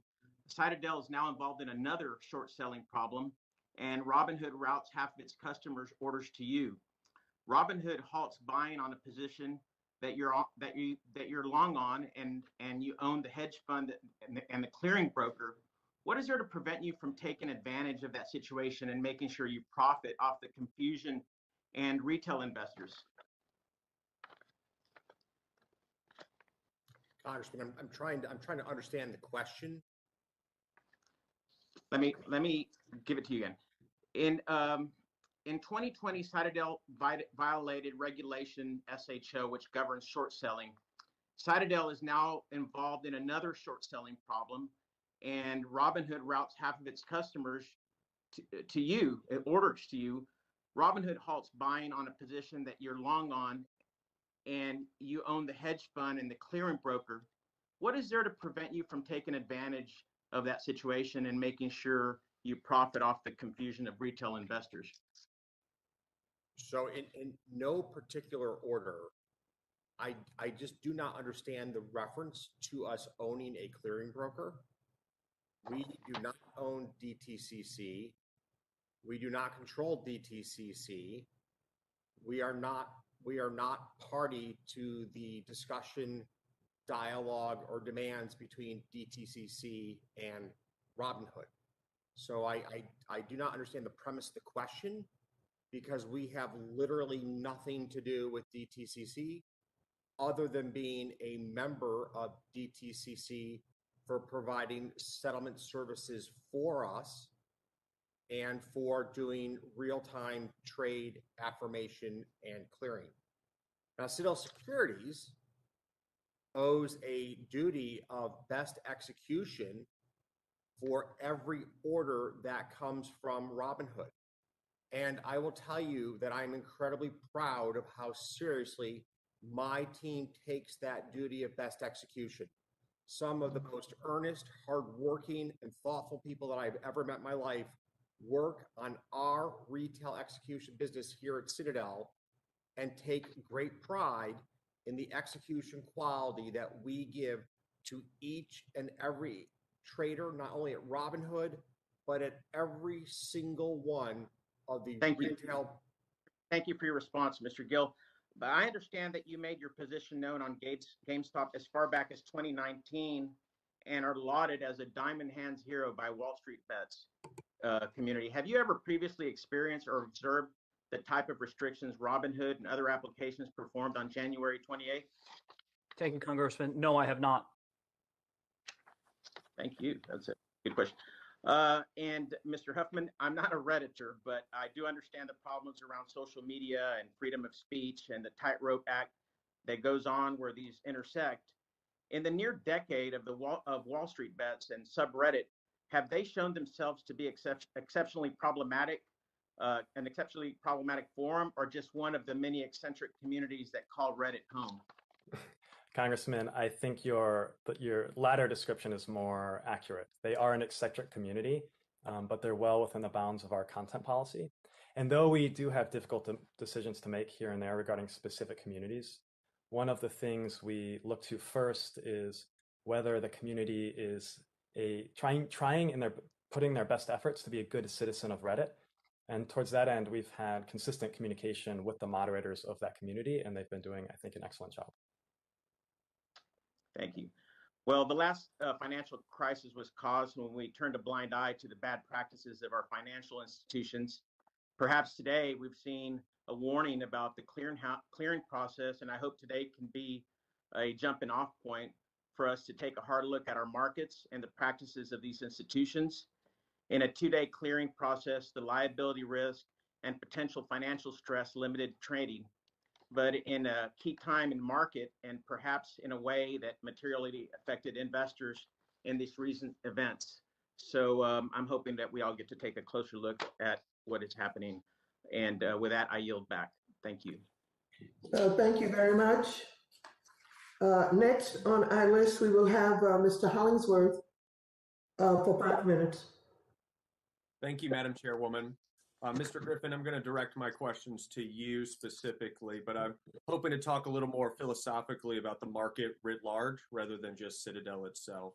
Certainly, there's been a significant amount of evidence supporting the advantages market makers offer retail investors. Through sophisticated infrastructure and high-speed technology, bid-ask spreads have decreased from 33 cents to less than a penny over the last 5 decades. And according to some research, saved retail investors $1.6 billion just in the first 6 months of last year alone. None of our discussion after this and the questions I'm going to ask are intended to be pejorative to that reality, but I just wanted to pick your brain, given your deep experience, about some of the implications of off-exchange trading specifically. We've seen this year that off-exchange trading has eclipsed nearly 50% of all trading. Can you talk a little bit about what factors have contributed to off-exchange trading's growth versus on-exchange trading? Certainly, I want to talk about the concerns we may have as market participants about that, but first, just the factors that you think are driving that. I think one of the most significant drivers of off-exchange trading is that exchanges are handcuffed in their ability to fulsomely compete. Can you talk a little bit more about that? Is this just regulatory arbitrage? It is, I hate the word because it has a negative connotation. I believe that the exchanges should have greater latitude in setting their tick sizes in the most liquid securities. Mm-hmm. That will allow order flow that's currently going to dark pools to go to exchanges and to receive better executions. So let me just be very clear. It's not that we want to inhibit dark pools or market makers like Citadel from competing. It's that we want to enable and empower exchanges to be better competitors. I started my career as a retail investor in the day where I used to spend 25 cents in a bid-ask spread if I was lucky. I know the days you're referring to. We've come a long ways, but to continue on this journey, the next step is to allow exchanges to be more competitive in the market. Well, so I think you answered this question, but just to put a fine point on it, there is public policy work that needs to be done in order to help resolve some of this challenge that exists in the movement of volume from on exchange to off exchange. That's incumbent upon us. It's incumbent upon regulators to find a better solution. Is that what you're saying? Congressman, I'm saying that yes, it's legislators or the SEC. I believe much of this can be done by the SEC as a policy matter. Right. Think of it as the next step forward in regulation NMS. Love it. Great. Thank you for all those answers. Just, I want to highlight this further. Can you talk about some of the challenges or deleterious impacts on the market if more and more volume is off exchange versus lit trading? Can you talk a little bit about why we should be concerned about that to make sure we all understand how important it is to make these changes to empower, as you said, exchanges to be better competitors? I think there are three salient points I'd like to make. First, price discovery is the most important part of our capital markets function because price discovery combined with liquidity fuels our free enterprise system.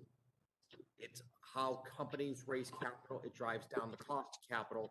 The more trading on exchanges, the better the price discovery we have. That is good for our capital markets.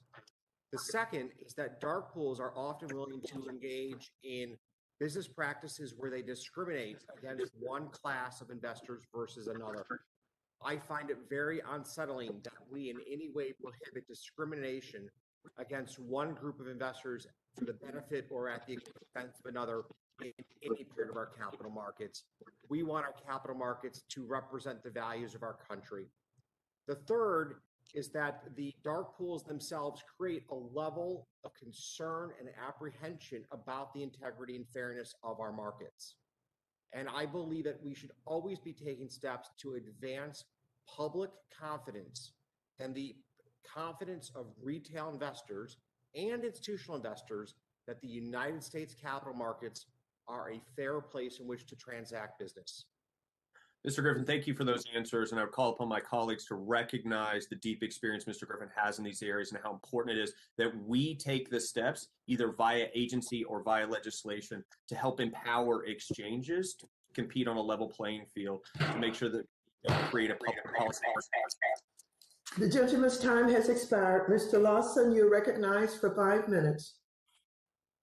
Thank you, Madam Chair, to you and Ranking Member Henry for this forum today. And I want to thank and welcome the panelists to this great forum. One thing, Madam Chair, I want to clarify for the record. One of my colleagues earlier said that when people got their stimulus money, they went and started investing it. I want to let them know that when my people got their stimulus money, they were trying to pay their rent, trying to take care of their kids, and I don't want the panel to think that when we work so hard on stimulus dollars, that happened, that that people are running out to invest their money. That's not the norm. My question, I'm going to direct it to Mr. Plotkin. Wall Street is supposed to be tied to revenue and profit fundamentals. We saw these fundamental changes when amateurs and investors gained control. They publicly stated that this isn't about investing based on their fundamentals, and that this isn't an investment about making a profit in that way. It's about making a profit to demonstrate that they can manipulate the system, and if not, better than professionals such as yourself. The rabbit trade won, and Wall Street was losing billions of dollars. Melvin Capital betted against GameStop and was on the verge of bankruptcy. Clearly, there is a manipulation and distrust within the system and inequality in American finances. Mr. Plotkin, do you believe that there is manipulation, distrust, and overall inequality within American finances? And what do you believe are the consequences of big guys like yourself, but also little guys in this process? Well, thank you for the question. I really can't speculate, in terms of the broader system. I think, Melvin, my focus is on running our portfolio and building a great organization and a strong team. I think some of the issues you speak about are much greater societally, and it's not really my area of expertise. Okay, well, one other thing, you guys have Series 67 license and everything, but these amateur investors don't have to go through those same standards. And because they do not have to go through those same standards, how are they able to go in and manipulate the market? Maybe someone there can answer. Over people who have been involved in this research and calculation and investing for so many years. Can anybody ask how they're able to go in and manipulate the market like this? It cause billions of dollars to be lost. Sure. Look, I think, as we've spoken about today, the financial markets are changing. There's a lot of new players. I think they saw an opportunity, to drive the price of a stock higher. And today with social media and other means, there's the ability to kind of collectively do so. That was a risk factor that, up until recently we'd never seen. I think, sometimes with retail investors, you think about, and they've been really adept at this, investing in the internet or software stocks or electric vehicles and, ideas with big opportunities and they chase them because they believe in the fundamentals. I think this was very different in that a lot of the meme stocks, these were businesses with real challenges, but they exploited an opportunity, around short interest and the way that was approached. And I think, us at Melvin will adapt, and I think the whole industry will have to adapt. Well, I understand that. And so I just, from our standpoint, and I don't have much more time, but what do you recommend to us to try to keep from letting this happen again? Look, I think to some degrees markets are self-correcting. I know, moving forward, stocks, I don't think you're going to see stocks with the kind of short interest levels that we saw, prior to this year. I don't think, investors like myself want to be susceptible to these type of dynamics. I think there'll be a lot closer monitoring of message boards. There'll be software providers. We have a data science team that'll be looking at that. Whatever regulation that you guys come up with, certainly, we'll abide by. And I look forward to, helping, if you guys want to have future conversations about that. Okay, thank you. And Madam Chair, my time is running out, so I yield back. Thank you very much. Mr. Gonzalez of Ohio, you're recognized for 5 minutes. Thank you, Madam Chair. I want to thank Ranking Member McHenry for his leadership in calling for this hearing today, and also you, Madam Chair, for bringing us together. Mr. Tenov, I'm going to start my questions with you by walking through a series of events from that day in January, just to make sure we're all on the same page. So in your testimony, you mentioned that the automated deposit requirements from DTCC came in at 5:11 a.m. Eastern, and it showed a $3 billion deficit, correct? I believe that's correct, yes. Okay. At that point, 5:11 a.m., did you have the liquidity to meet the additional $3 billion deposit requirement? So as we wrote in detail in my written testimony, there were a series of steps that the Robinhood Securities team took to reclaim my time, sir. At that exact moment, did you have the liquidity for $3 billion? 5:11 a.m. At that moment, we would not have been able to post the $3 billion in collateral. Okay. So when you said, and you've said this multiple times, that you did in fact have the liquidity and you didn't have a liquidity problem at that moment in time, that is not necessarily true, correct? You had to take steps to get there. Congressman, we did have to, the Robinhood Securities team had to work with our relevant clearinghouses to adjust the risk profile of the trading day in order to meet our collateral requirements. Right. And in order to do that, your choice was to throttle trading to prevent your clients from being able to purchase in certain shares, correct? That's correct. Robinhood Securities had to restrict buying in about 13 securities. Okay. And if you had not been able to de-risk the profile or the portfolio, excuse me, you wouldn't been able to raise the money, get the VAR requirement and the excess capital charge waived to de-risk the portfolio, then DTCC would have stepped in and liquidated the portfolio, correct? I'm not sure what the exact, Congressman, what the exact steps that they would take if we weren't in compliance with the deposit requirements would be, but it would not have been a good situation for the firm or the customers. So reclaim my time. So the letter that Ranking Member McHenry submitted for the record, I would draw everyone's attention to. I'll just read this. If a clearing member fails to satisfy a margin call, it exposes other clearing members to risk and can put NSCC out of compliance. In a case of non-payment, NSCC may cease to act for the clearing member and liquidate its unsettled clearing portfolio. So that was definitely in the cards. For my constituents who are Robinhood clients, what would this have, if it would have been forced liquidation as a result of missing the capital call? Oh, well, Congressman, if there was forced liquidation, at the very least, it would have resulted in a total lack of access to the markets for your constituents. Not just to the 13 securities that we restricted buying in. Right. So this would have been an enormous catastrophe for Robinhood, correct? And the clients. Correct. And not just Robinhood, but the over 13 million customers that we serve.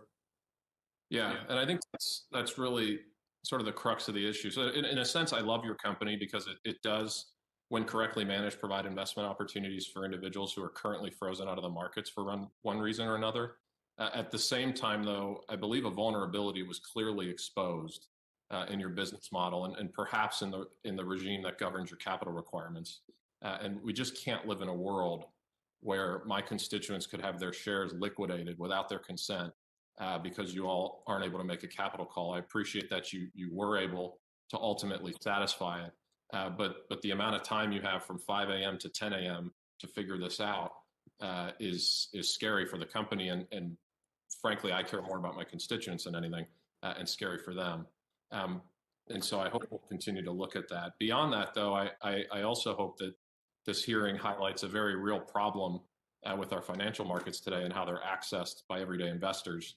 Today, the Melvin and Citadels of the world, as well as major PE and VC funds, have access to the world's greatest investment opportunities on the planet, whereas the retail investor world, of which Mr. Gill is a great member, it doesn't, for lack of a better term, has access to an ever-diminishing set of investment opportunities. And so while we're debating these vulnerabilities, we're also serious about finding ways to expand access for Main Street investors. And with that, I yield.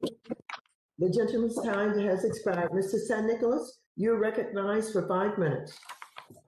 Good morning from Guam, Madam Chair. I've been with the hearing since 3 a.m. The sun is starting to come up out here, but it's always a pleasure to be joining you in these very, very important hearings that you call for the American people. Thank you very much.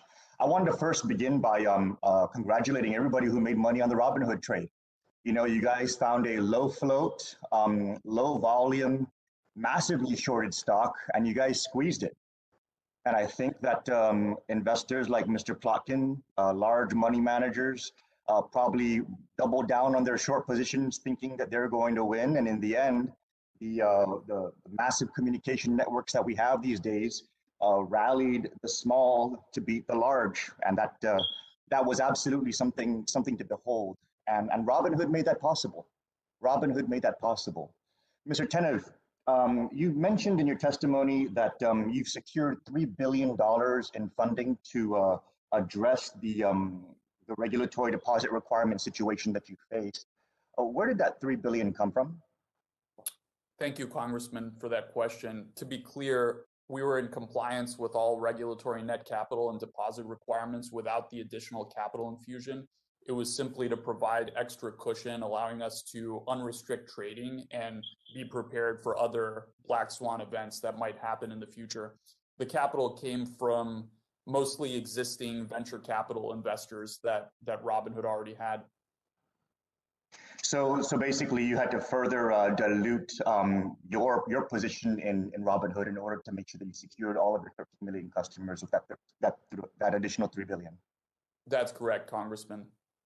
Well, that's where I have a serious concern, Mr. Tenev, because not only was your business model designed to profit off of order flow, which caused you to take extraordinary risks in having 13 million customers with access to large margin trading that facilitated the GameStop situation, but you halted buys on that stock and you allowed sells in order to mitigate the capital requirement situation, and you materially benefited from it.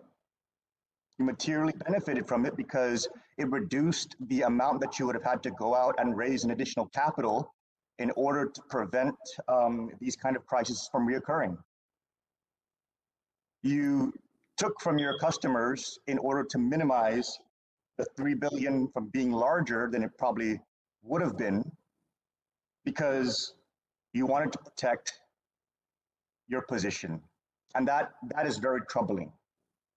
That is very troubling. It's very troubling that the order flow model that you built and the risk that you took on resulted in that halt. And it's very troubling that that halt also materially benefited the existing shareholders and yourself by minimizing the amount of additional capital you had to raise in order to prevent that from happening again.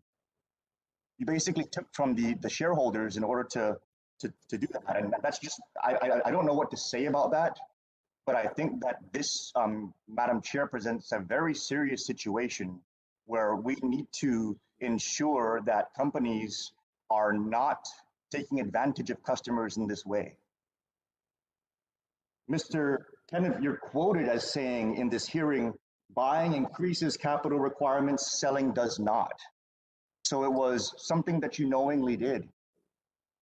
It was something that you knowingly did. It was beyond just trying to protect the existing customers.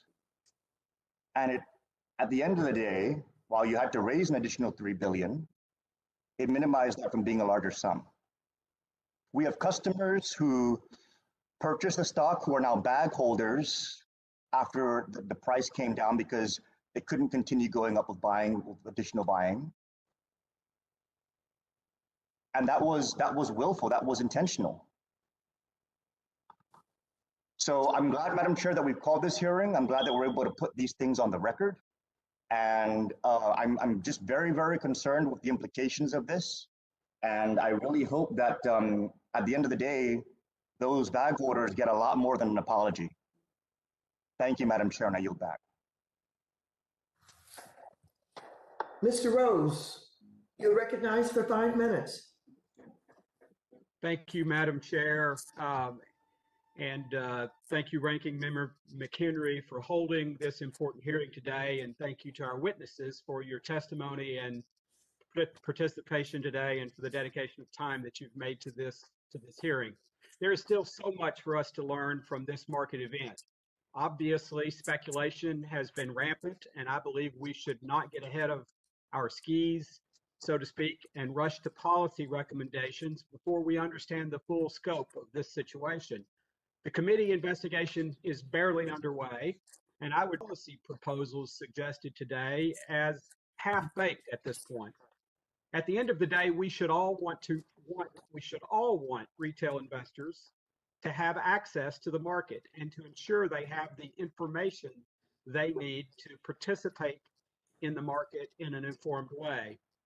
Mr. Griffin, my colleague, Representative Loudermilk, asked you to explain the advantages of cutting down on the settlement time, but you were cut off before you could complete your answer. Would you like to finish your thought there? To be brief, the issue in going to real-time set perfectly in a world where there's still people involved in many of the processes. We'll get there one day as an industry. I just think it's a bridge too far in the next couple of years. And then you were also cut off earlier when answering my colleague Ms. Beatty's question regarding the difference between payment for order flow for the options market versus the equities market. Would you like to continue that explanation?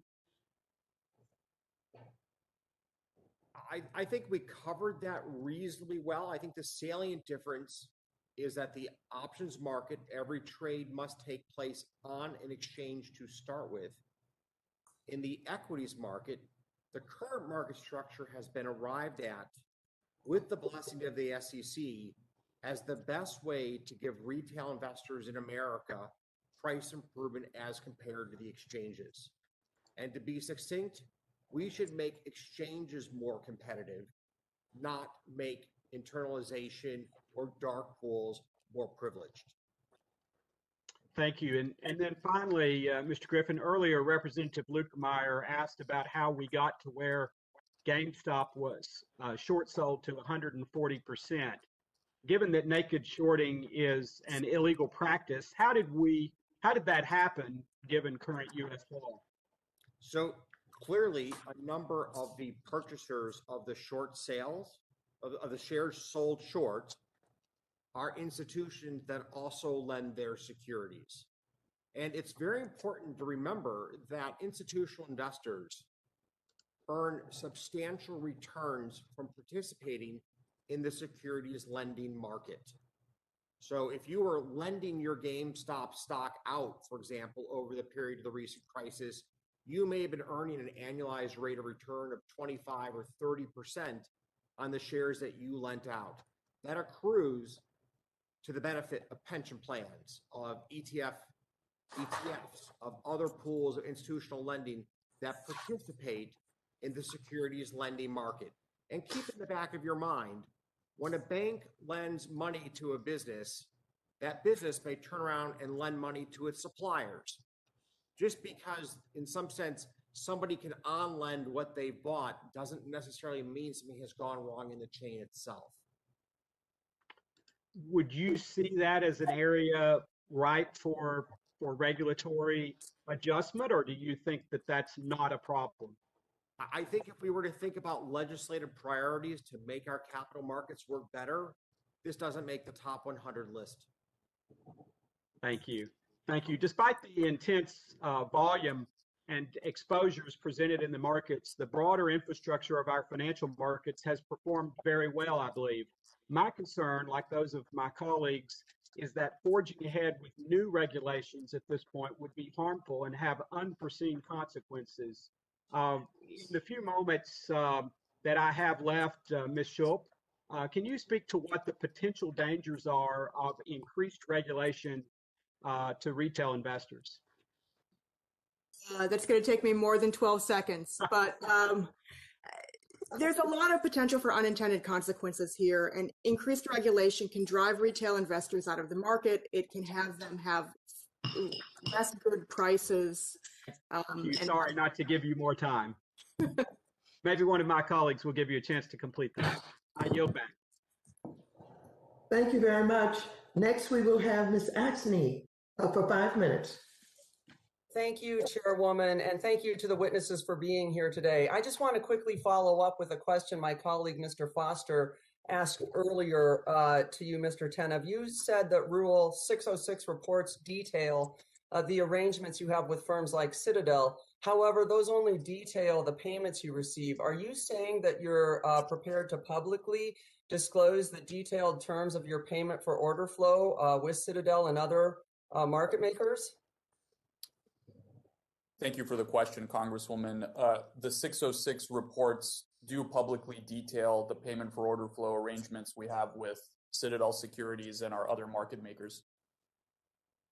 Okay, well, I'll look forward to seeing those details then. Will you make sure that you get those over to our committee? Certainly, we can have that arranged.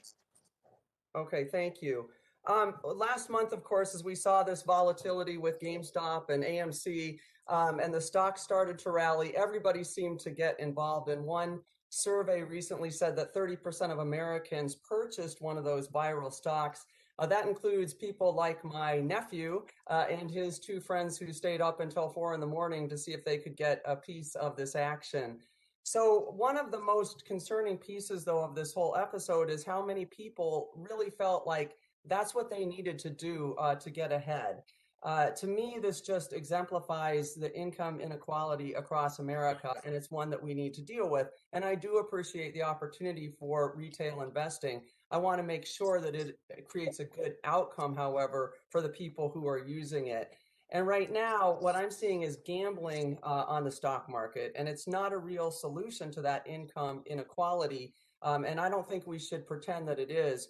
Just last June, when Hertz declared bankruptcy, after that, Robinhood was actively pushing the stock on its site. It was trending on Robinhood, and the promotion of that worthless stock, I don't think is good for investors. That's a gamble that they shouldn't have taken. That's just one example.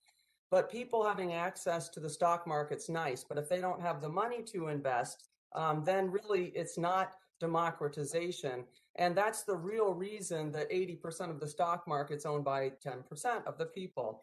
And of course, those are people who don't have to put all their money into healthcare or childcare or a car payment or whatever it is that's just keeping them going through their day to day. Earlier, Mr. Tenev, you said that you couldn't tell us what your client's rate of return is, but generally 99% of short-term traders underperform the market. So, Mr. Tenev, you say Robinhood's mission is to democratize finance. Is that correct? That's correct, Congresswoman, yes. Okay, so I want to ask you then, you've invested significantly in behavioral research, and just so you know, I own a digital design firm with my husband, so I'm familiar with what behavioral research can do for platforms and websites. And that behavioral research has really shaped how your app is designed. Is that correct? Congresswoman, like many technology companies, we employ data scientists, user researchers, and designers to provide a better customer experience and understand our customers' needs. So on the specifics, when people sign up, they get a scratch-off ticket to see what they get. Confetti falls every time they place an order. They get push notifications. They're encouraged to trade. If a friend signs up, they get a free stock, on and on. Why have you added specific gaming design elements to look like gambling to your app? That encourages more frequent trading. Congresswoman, as I mentioned earlier, we want to give people what they want in a responsible, accessible way. We don't believe in gamification. We know investing is serious, and that's why most of our customers are buy and hold. A very small percentage of our customers utilize margin. Well, I appreciate that, but folks like my nephew actually aren't your customers. They're your product. Your customer's sitting right next to you, Mr. Griffin, with Citadel. So when you don't pay as much for index fund or Apple or anything like that, your app to me shows me that you're really just trying to encourage more trades, which puts more money in your pocket, not helping people build equity through smarter investing. So I would ask you, Mr. Tenev, I'd ask two things. Who exactly do you believe you're democratizing finance for, and how do you plan to address these conflicts of interest? Well, first of all, I believe in our business model, Congresswoman. I believe our business model has become the industry standard for a reason. It's because it's good for customers. It's led to the democratization of the markets, and it works. And we're very proud to route to market makers on uniform terms without taking into account any of the payments that we generate from them in the routing, and based purely on the execution quality they provide to our customers. Mr. Sile is recognized for 5 minutes. Thank you. Thank you, Madam Chairwoman, and thank you for holding today's hearing. I'm concerned about investors in the state of Wisconsin and across our country to make sure that they have access to the market, access that is fair and equal to the big banks and the hedge funds in Wall Street. And we've seen great improvements in access, the democratization in finance, and I'm concerned that these hearings are going to lead us down the path of additional regulations before we fully investigated the facts. It was stated earlier that may not be the case, and I'd like to have inserted into the record a Bloomberg article dated January 28th titled "GameStop Trades Show Need for More Regulation," Democrat says. Without objection, such is the order. Thank you. I think it'll be helpful for everyone to review that, with the concerns being that we're going to drift away from the democratization of our finance system. Also, a bit disappointed that we don't have representation in our first hearing here today from the SEC or the DTCC, especially in the early days of the Biden administration. I think that that would be helpful, and hopefully we'll be able to have their participation in a future hearing.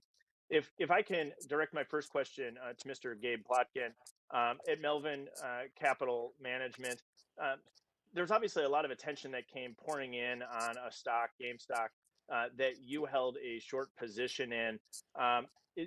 People were tweeting about it, things were building. Do you have any information as to uniquely why folks on Twitter and on Reddit and others uniquely targeted that stock? First of all, thank you for the question. I think it's a really good one. I think ultimately, I'm not sure kind of how the momentum built around that. There were certainly some signs, as we kind of diligenced after the fact. I mean, there were even website names bought, like, nasty things about our firm as far back as November. So I'm not sure kind of how it started, but I think ultimately they saw an opportunity with a very high short interest stock that a lot of people could relate to, because it was a retail experience, and that's sort of the genesis of it. Thank you very much. I'm going to shift gears over to Robinhood and Mr. Tenev, if I can. Is my colleague Mr. Gonzalez was talking about, at some point it became clear that additional collateral would likely be needed. How many of your customers owned GameStop stock or options on January 27th? I don't have the exact numbers.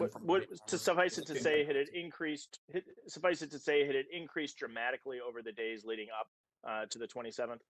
Yes, that's accurate.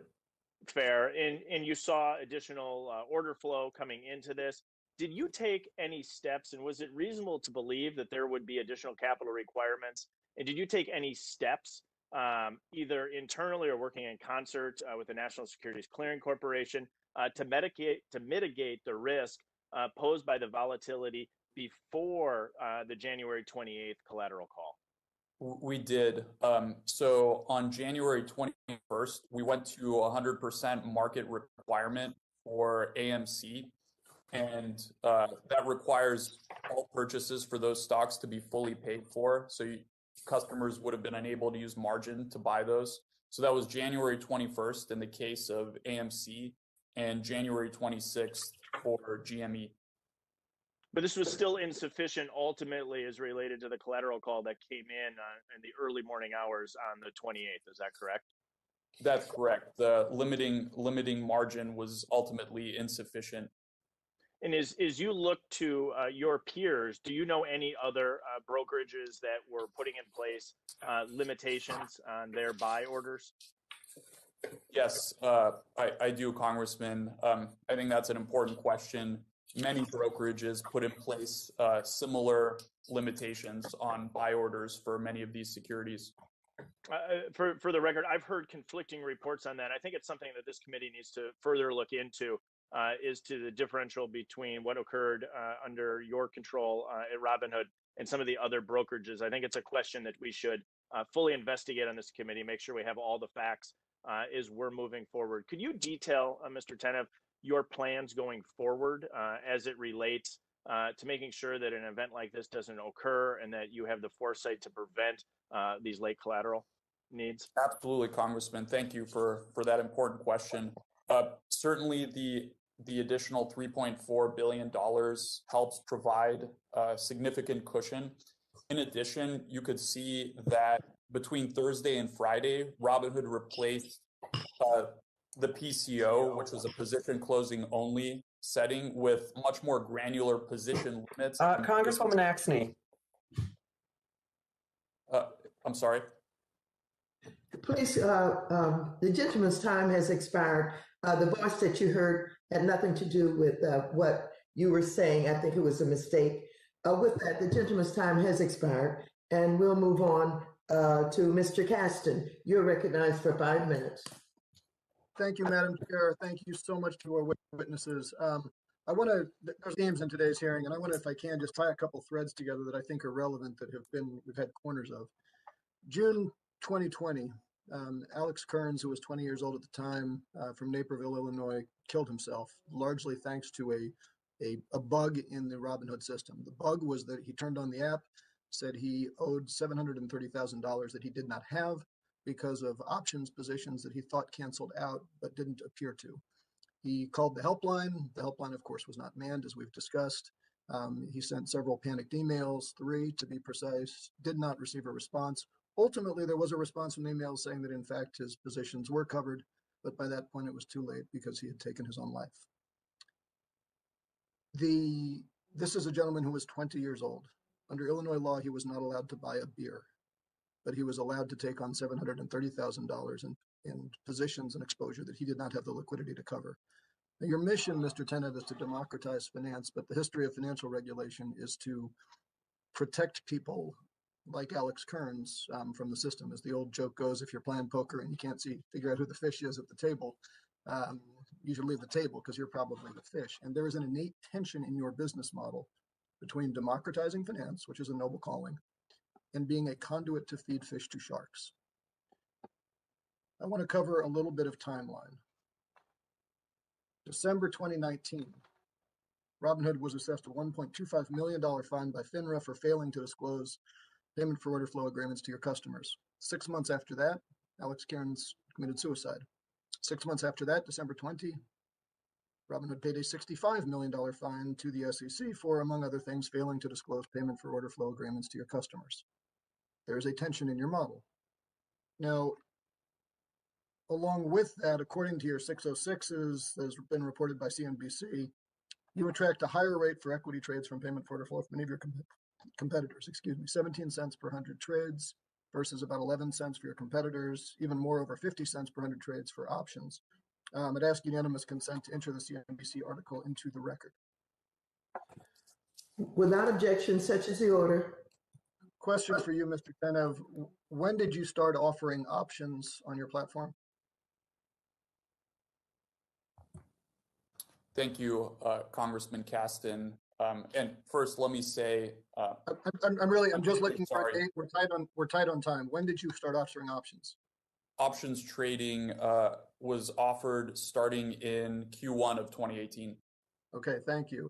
That's relevant because prior to 2018, your revenue grew basically linearly with user growth. Your revenue any year for your payment for order flow interview was about $10 per user per year. 2020, it got to $50 per user per year. So your revenue model went from growing revenue by growing users to growing revenue by growing revenue earned on the back of each user, consistent with taking on options. How many firms do you route options orders to, Mr. Tenev? Congressman, we have 7 market makers. I can get back to you with the precise number for options under 7. According to your 606 disclosures, you only list 4: Citadel, Susquehanna, Wolverine, and Morgan Stanley. Are there any others besides the ones listed in your 606 disclosures? If that's in the 606, Congressman, I'm sure it's accurate. Okay, so do you route options trades to anyone who you do not have a payment for order flow agreement with? Currently, we have, Congressman, uniform payment for order flow arrangements with all of our market makers. So they would all be under the same arrangements. Okay, so how do you ensure that you're getting best pricing if every single firm, you're ruling out anybody who is not paying you for the privilege to trade? Congressman, we believe having uniform payment for order flow arrangements with all market makers ensures structurally that there is no conflict of interest because it prevents payment for order flow from being an input in decision making for where to route orders. Okay, I'm almost out of time, but there is an innate conflict in your model. Let's imagine right now that we are today's version of Alex Burns. I'm nervous. I think I've got an exposure, and I call your helpline now. Let's call and let's listen in the time we have remaining to what I'm going to hear on the other end of the phone. Thanks for calling Robinhood. Please visit us at robinhood.com or on our app for support. If you have an urgent trading need, please make sure to include details of your order when reaching out. Thanks and have a great day. Mr. Caston, you may wrap up. Back my time. You may wrap up. Go ahead, Mr. Caston. I have no further questions, Madam Chair. Thank you very much. I will now call on Mr. Gooden for 5 minutes. 10 minutes. 10 minutes.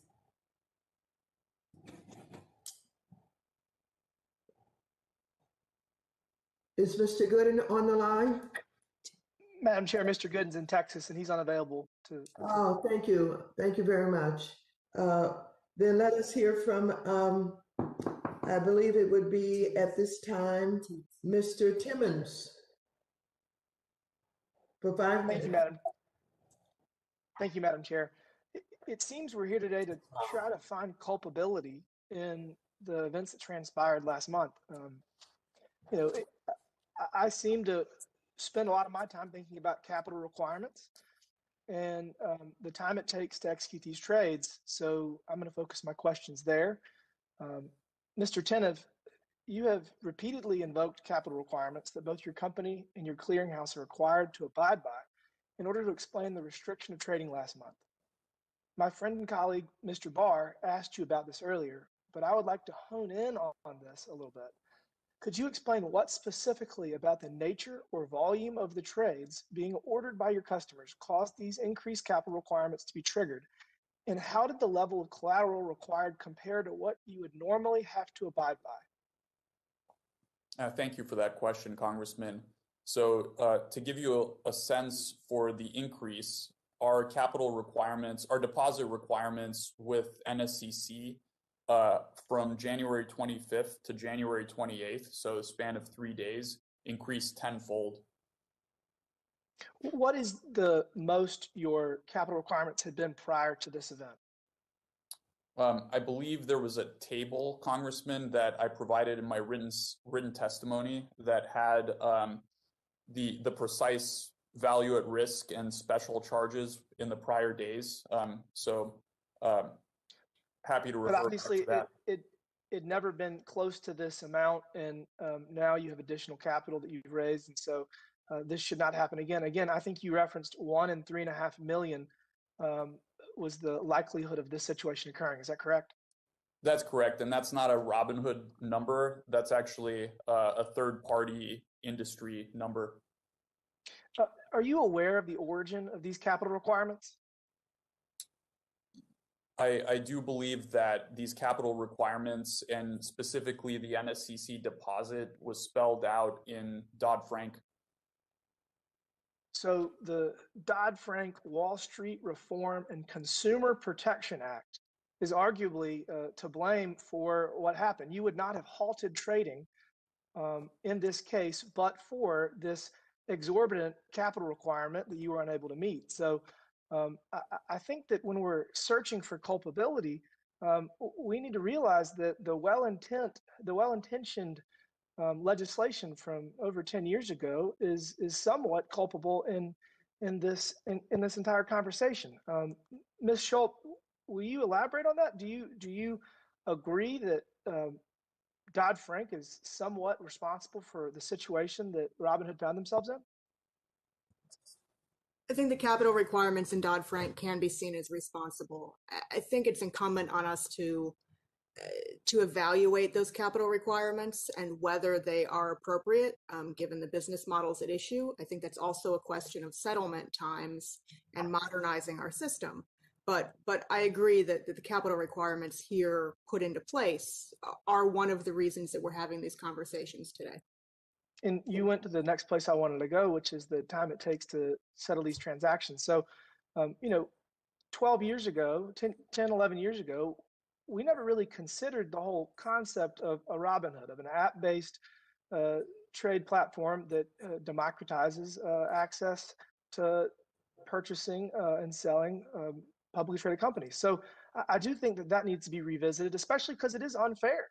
There are other companies that have far more resources that are not in the situation, and those companies have larger investors. So we really are picking on the little guy in this entire conversation. So between reconsidering capital requirements for retail investor platforms, number one, and number two, trying to find a way to settle these transactions faster, those two things seem to be the best way to achieve our objective of making sure this doesn't happen again. I do hope that we can hear from Michael Bodson from the DTCC in the next hearing, or perhaps someone from the NSC. I'm hearing something strange on my computer. I'm sorry, one second. Thank you. I'll end with this. One of my colleagues across the aisle said the deck is stacked against the little guy, and I couldn't agree more.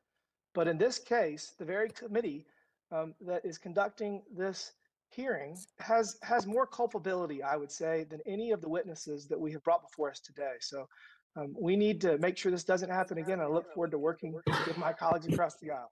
With that, I yield back. This Thank you. time has expired. At the request of one of our witnesses, we will take a short recess. The committee stands in recess for 5 minutes.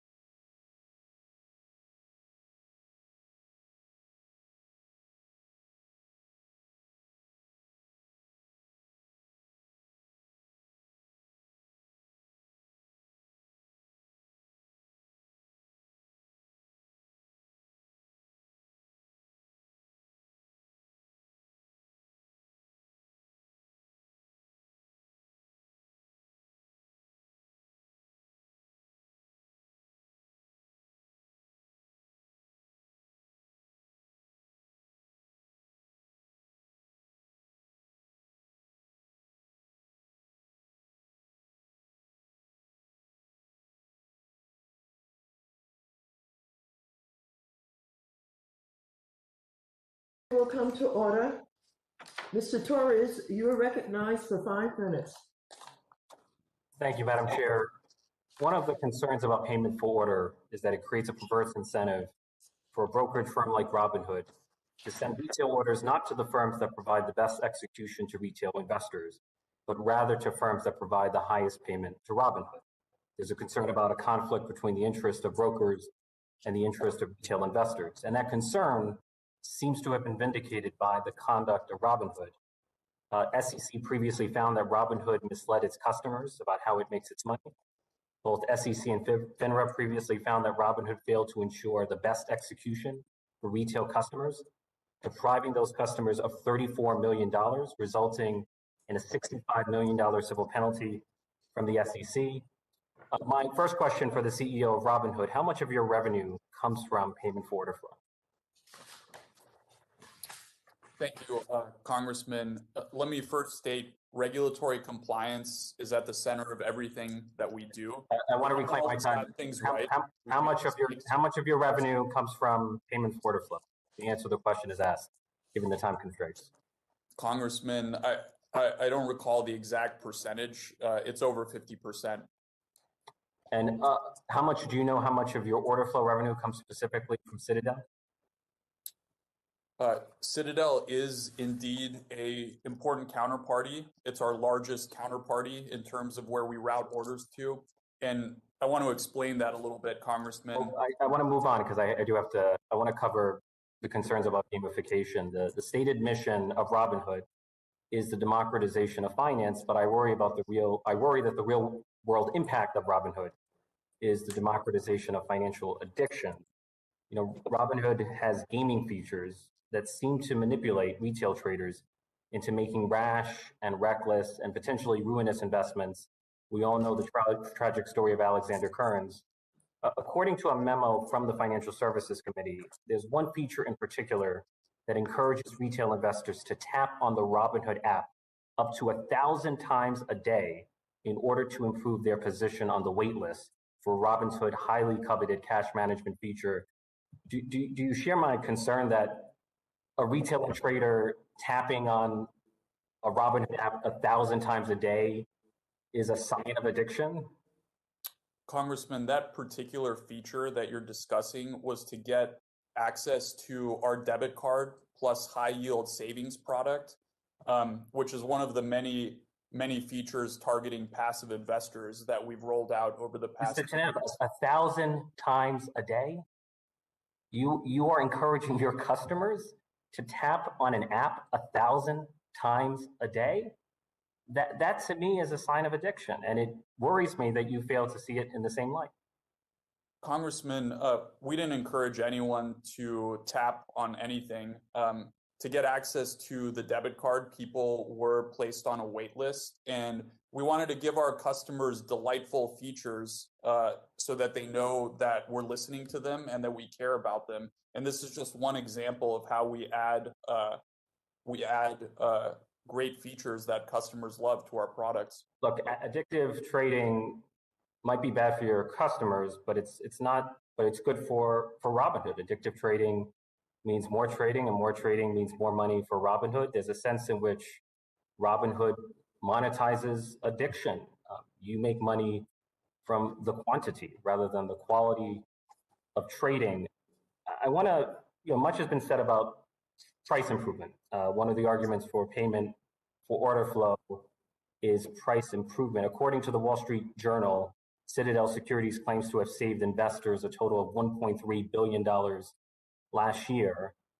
But I'm wondering, how can Citadel possibly know how much it saves retail investors? Citadel does not transact directly with retail investors. It transacts directly with brokers. And even if you stipulate that there has been a cost savings, it's unclear to me how much of that cost savings is being passed on to the retail investors and how much of that cost savings is actually being pocketed by Robinhood as profit. Right? We know that there's no commission, there's no visible fee at the front end of the transaction, but what is the hidden cost to investors at the back end of the transaction? Can you give me clarity about the hidden cost to investors?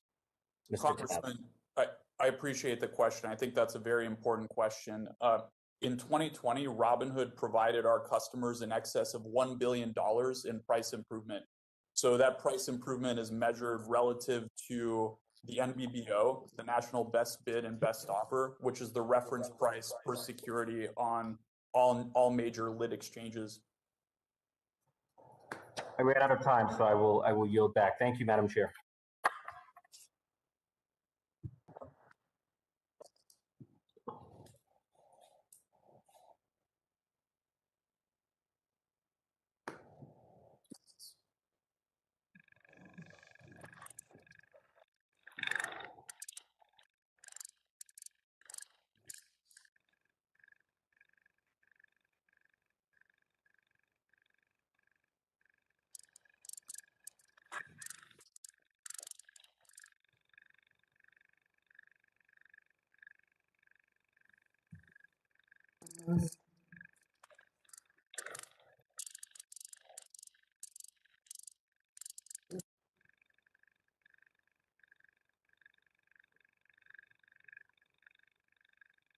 Madam Chair,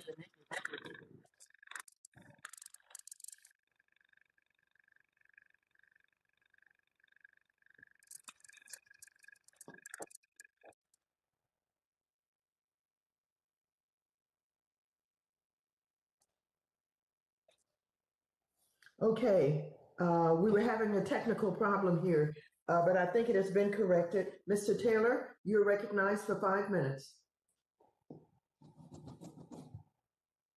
Okay.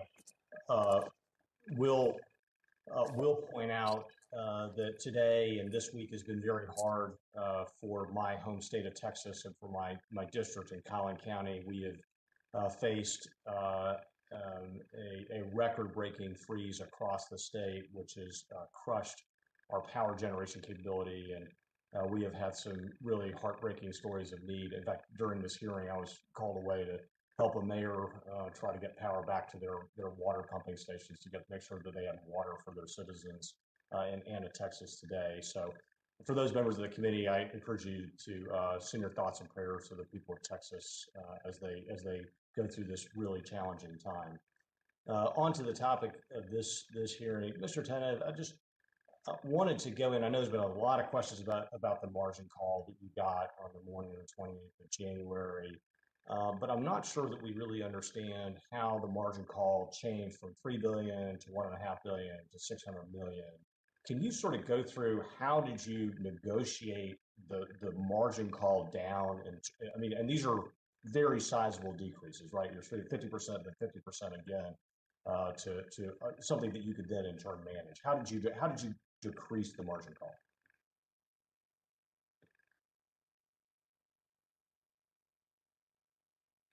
I'm sorry, you're on mute.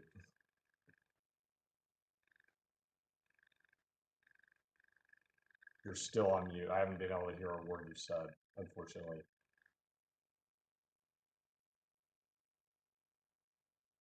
How about now? I can hear you now. Madam Chair, can I have 30 seconds back for that? Okay. Congressman, I appreciate the question. And first, I want to send my thoughts and prayers to the people of the great state of Texas. I appreciate you mentioning that. I'd like to just refer to my written testimony, which gives the detailed tick-tock of everything that happened. I believe pages 9 to 11. No, I've read that. I don't. But like, did you go in and say, hey, you need $3 billion, but hey, I won't sell these stocks if you reduce it, and that's how you got to the point where people could only sell the stock, not buy it? Is that what you did? I believe. Because that's not in your written testimony. So I'm just trying to get your answer. I don't believe we had made any decisions on PCOing the stocks between the initial $3 billion request and the subsequent $1.4 billion request. But between the $1.4 billion and the roughly $700 million, there was a discussion between our operational team at Robinhood Securities and their relevant counterparts at NSCC regarding what measures we intend to take to lower the risk of our portfolio. Okay, so in other words, if you had 3 billion, your customers would have been able to do everything they wanted to do, including purchase more GameStop. Is that correct? I don't want to speculate on that. You know, if we had infinite capital, certainly. But I think it's also important to note, Congressman, that this was an evolving situation. We hadn't seen it before. We had no idea what Friday would have looked like had we been able to allow customers to buy these securities unrestricted on Thursday. So I think it's difficult to speculate exactly how things would have been different. But I mean, isn't the reason they said you need 3 billion because your customers wanted to buy GameStop, and then by saying, hey, they can't buy it, they can only sell it, that reduced the capital that you needed? I mean, it seems to me that's what happened, but I'm just trying to get it. They weren't saying specifically that nobody, I believe, didn't want our customers to buy GameStop. These are regulatory mandated deposit requirements, Congressman, that we had to comply with that were heavily influenced by the concentrated activity in GameStop, AMC, and the other securities. Well, wouldn't it be fair to say that your firm was undercapitalized to allow your customers to do what it is that you wanted them to be able to do? I think, Congressman, you know, that in this case, certainly if we had the additional capital, we would have been able to ease restrictions or perhaps with sufficient capital, unrestrict altogether. I think it's important to note lots of other firms did essentially similar things, if not the same thing, in restricting the buying. So this was really more of a systemic problem rather than a uniquely Robinhood problem. But didn't the fact that you went out, raised more capital so that you can actually answer this problem in the future, doesn't that also belie that you were undercapitalized on the 28th of January? Again, Congressman, we met all of our regulatory capital requirements and deposit requirements. Your customers wanted to buy the stock. You wouldn't let them do it because you didn't have the capital to allow them to do it, right? Yes, we didn't have the deposit requirements. I think that's really a core problem that I think this committee hearing has shown me is that you were unfortunately undercapitalized to help your customers do what they wanted to do. I yield back. Thank you very much, Mr. Emmer. You're recognized for 5 minutes. Thank you, Madam Chair. I appreciate it. Am I right side up? I believe I am. Mr. Gill, as was previously noted at this hearing, one of your colleagues at the witness table has as many as 5 people in the room with him. I guess, Mr. Gill, my first question for you is how many people are in the room with you right now?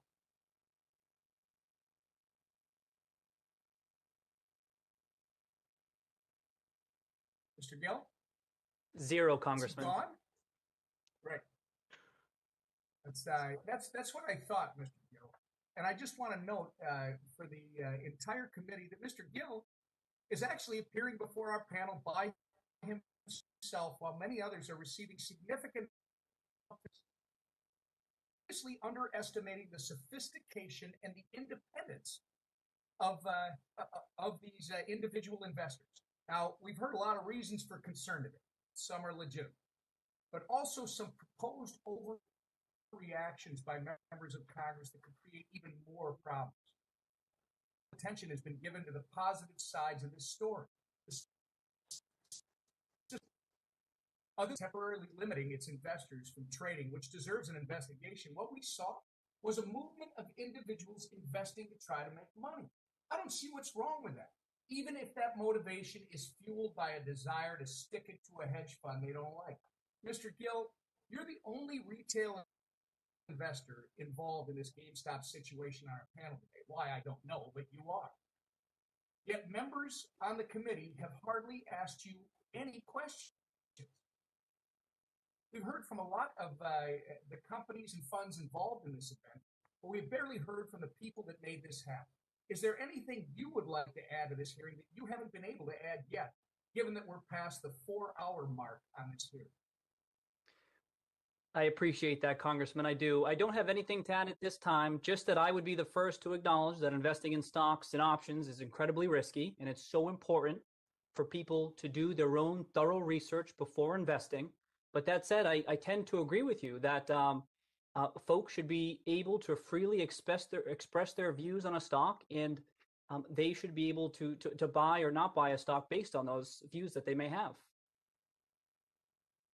Mr. Gill, on that note, so how would you feel if these brilliant people that are asking you these questions today decided that you should not take the risks that you're making these thoughtful decisions on? What do you think about that?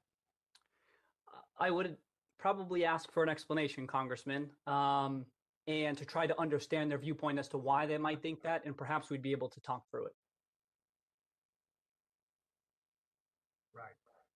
I appreciate it, Mr. Gill. I think we need to value the right of the individual to make decisions for themselves. And it's fantastic to see so many people getting involved and participating in the greatest financial markets in the world. We should be encouraging individual participation in the market by you and others. And we should want more people, more, not less. We don't need the people from the mountaintop deciding who's capable and who's incapable. We need more people having the opportunity to develop financial literacy, to build their own portfolios, to secure a safe and comfortable retirement, to grow their wealth so they can send their kids to college. And most importantly, in my opinion, we should strive for individuals to have the autonomy to do all that they themselves would want to do without having to rely on others or, God forbid, their government. I also want to thank Mr. Budd for using his time to mention blockchain technology applications in the post-trade settlement and clearing process. In light of this whole situation, it's important now more than ever that we utilize the technology that we have access to, and we don't have access to technology, and we do, have access to technology that is decentralized and can provide real-time trade settlements. Mr. Lynch and I have a nonpartisan bill that we will reintroduce very soon that concerns this. If we should exercise oversight of anything here, it's to ensure that individuals maintain access to our markets, individual investors, and discussions about over and undervalued companies only continue to increase. Unfortunately, average investors were locked out of the markets at a time of extreme volatility, while institutional investors were not. Well, I understand that a lot of what happened during this market frenzy came down to liquidity issues. Individual investors were in a vulnerable position and were at the will of online brokerage. We should be taking this time to discuss how to move forward in a way that promotes market access to all investors, just like it did last month. Congress clearly does not understand what credit is and how you utilize social media and catalyze the market movement. We've significantly underestimated the sophistication of America's retail investors, and we've not been focusing on improving market access. The gentleman's time has expired. Madam Chair, I appreciate You're recognized for 5 minutes. Mr. Lynch? Thank you, Madam Chair. And speaking for the families of the 8th Congressional District, we just want the gentleman from Texas to know that we are indeed praying for all the good people of Texas, and hope you come out okay and get the power that you need. I do want to follow up with on Mr. Perlmutter's questions, Mr. Gill. I represent the 8th Congressional District, which includes Brockton, Massachusetts, your home. So I figure I more than anyone owe you the opportunity to respond. But you earlier said that that you began your trading in GameStop when it was around $5 a share, with the hope that it might go to 20 or 25. And I want to say I accept your analysis, your initial analysis that GameStop was undervalued, and I think your belief was sincere, and I think it was fact-based. And in your defense, we are talking about GameStop, right? It's a shopping mall retailer. We all know it. It's a well-known commodity. But at some point, the stock really takes off, right? It goes from $5 to $100 to $200 to $300. It gains escape velocity, as they say, and it ends up almost $500 a share. So we're still in the midst of a pandemic, right? And you can land a jumbo jet in the parking lot of the Westgate Mall in Brockton or any major mall in America, right? So no one's going to the malls. Nobody's feeding this company. And so it's up around $400, $500. Is there a role for someone to play here, for you to play, or the SEC or Robinhood to say, okay, this price dislocation has become detached from reality, and a note of caution might be given to other day traders and individuals, retail traders who might get jammed if they get into this trade. From your perspective, I mean, you've got a unique perspective. What do you think is the proper thing that should have happened? At some point, this thing got away from you and went totally into the stratosphere. And I'm just wondering what your thoughts are on how this should have worked. Thank you, Congressman Lynch. I do know Westgate Mall quite well. I would say that, just to be clear, I had thought that maybe roughly $20 or $25 per share. I had thought that at that time, but investment theses, they evolve over time. As the fundamental events change over time, it's important to update theses accordingly. And I had mentioned that it appeared as though the stock price had got a little bit ahead of itself last month. But there's a lot outstanding. There's a lot that has happened in recent months to suggest that GameStop could indeed turn around its business significantly. And one big element of that is indeed one of the largest investors in GameStop, Brian Cohen. And he has brought in some colleagues that could help him turn around this company. And fair value could indeed, sorry. Yeah. Okay, I'm going to reclaim my time. Ms. Schulp, I want to ask you, so we got this convergence between fintech, social media, and the traditional markets. And if anything, the GameStop incident and the convergence of all this has demonstrated a certain vulnerability in our markets. And I'm just wondering if a loosely association of day traders could cause all of this upset in our markets. Isn't there a wider national security issue that's out there in terms of other people who might be nefarious actors who are actually intentionally trying to disrupt our markets? Isn't there a national security dimension to all of this as well?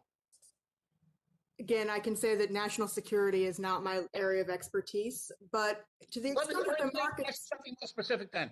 So FINRA, you said earlier that you were with FINRA. They're under regulation SCI. Is it appropriate to put some of these trading platforms under that same regulation, which requires them to develop systems and policies that protect the integrity of their systems? I think protecting the integrity of systems is important for all trading platforms, not simply the Robinhoods of the world. We need to look to make sure that there is integrity on the platforms. And I would agree with that, not necessarily Reg SCI in particular, but having platforms that are strong is important here. Okay, thank you. Madam Chair, I yield back the balance of my time. Thank you. Thank you very much. We have a few technical difficulties and we'll be right back. And we are back. Thank you very much. Ms. Adams, you are recognized for 5 minutes.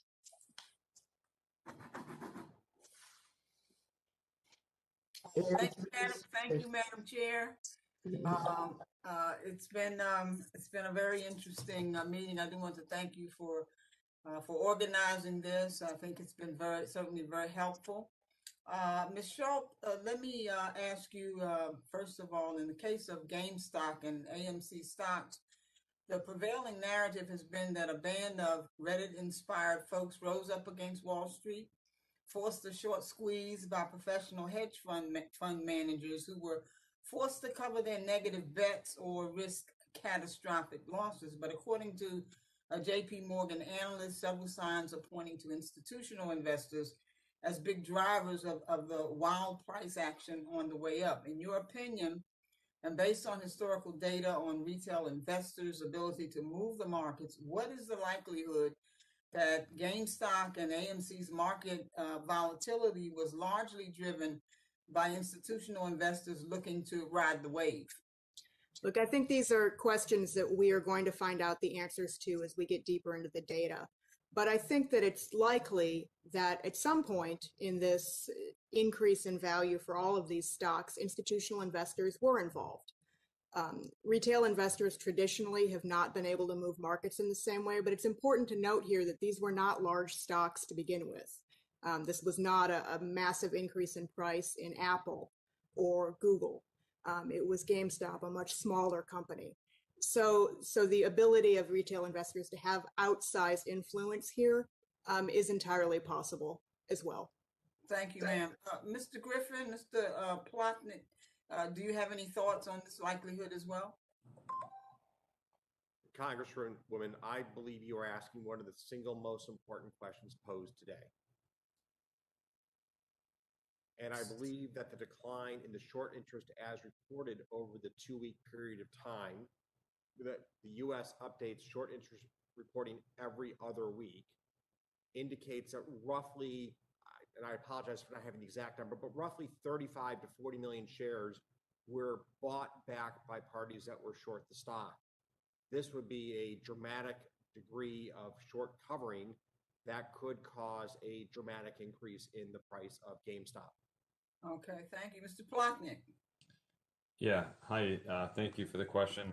I think, I don't have the exact answer to your question. I do think it's worth noting that, as the stock price moved higher, there was a 3-day period where it traded almost 11 times the entire float. And so I think that kind of volume gave anyone who was short ample opportunity to cover and probably suggests tremendous either frenzied buying or institutional buying or some sort of combination. We did look at some of the options activity in the stock.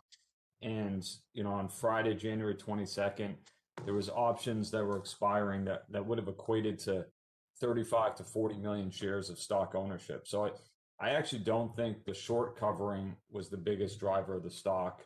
When you kind of look at the volume, I really think the biggest driver was the aggressive options activity, and then whether it was institutional or retail, just the collective buying. Okay, Mr. Griffin, prior to the GameStop volatility in January, did Citadel have any investments in Melvin Capital, and if so, how much? Mr. Griffin? So we first invested in Melvin Capital the Monday of the week in question. I want to say that was the 24th of January. Uh-huh. And prior to that, we had no investment with Melvin Capital. Obviously, Gabe Plotkin, by reputation, one of the best money managers of his generation, well known to my partners here at Citadel. Gabe actually trained one of my best portfolio managers that worked with me over the course of his career. So well known to my colleagues here at Citadel. Okay, Mr. Plotnick, can you confirm that you worked at Citadel LLC before?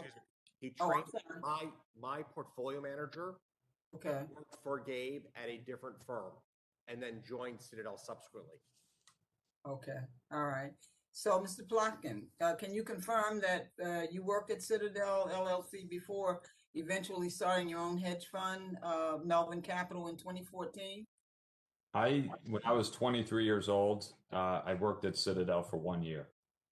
Okay. Did you solicit or receive any advice from Mr. Griffin during the GameStop volatility that occurred in January? All my conversations with Mr. Griffin really centered around his investment in our firm. Okay. And did you reach out to Citadel or Point 72 for significant investments? Gentlewoman's time has expired. Thank you, Madam Chair. I yield back. You're welcome. Ms. Talib, you're recognized for 5 minutes. Thank you, Madam Chair. Hello, everyone. I'm so glad that we're having this hearing. I'm super appreciative of the leadership of our chairwoman, of at least having some sort of transparency on exactly what happened. As we all know, the wealthiest 10% own 84% of all stocks. In fact, 50% of American families own no stock at all. I say this to emphasize that to many of my residents, the stock market is simply a casino for the rich whose gambling hurts pension and retirement funds. And when you all screw up, the people end up paying the tab through losses or bailouts. So I want to talk about the high frequency trading. We know about half of all stock trading in the US is done by computers. They analyze market activity and instantly complete trades at a profit. So this high frequency trading allows Wall Street traders to get ahead of transactions done by pension accounts and retirement funds. So Mr. Griffin, and this truly is a yes or no question, is Citadel's trading algorithm programmed to identify and trade ahead of large trades done by pension and retirement funds? Yes or no?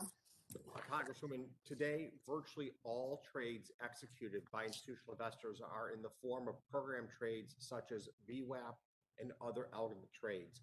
So that's a yes, right, Mr. Griffin? Just No, so it's clear. I'm answering the question. It's a very complex question that deserves an appropriate level of answer.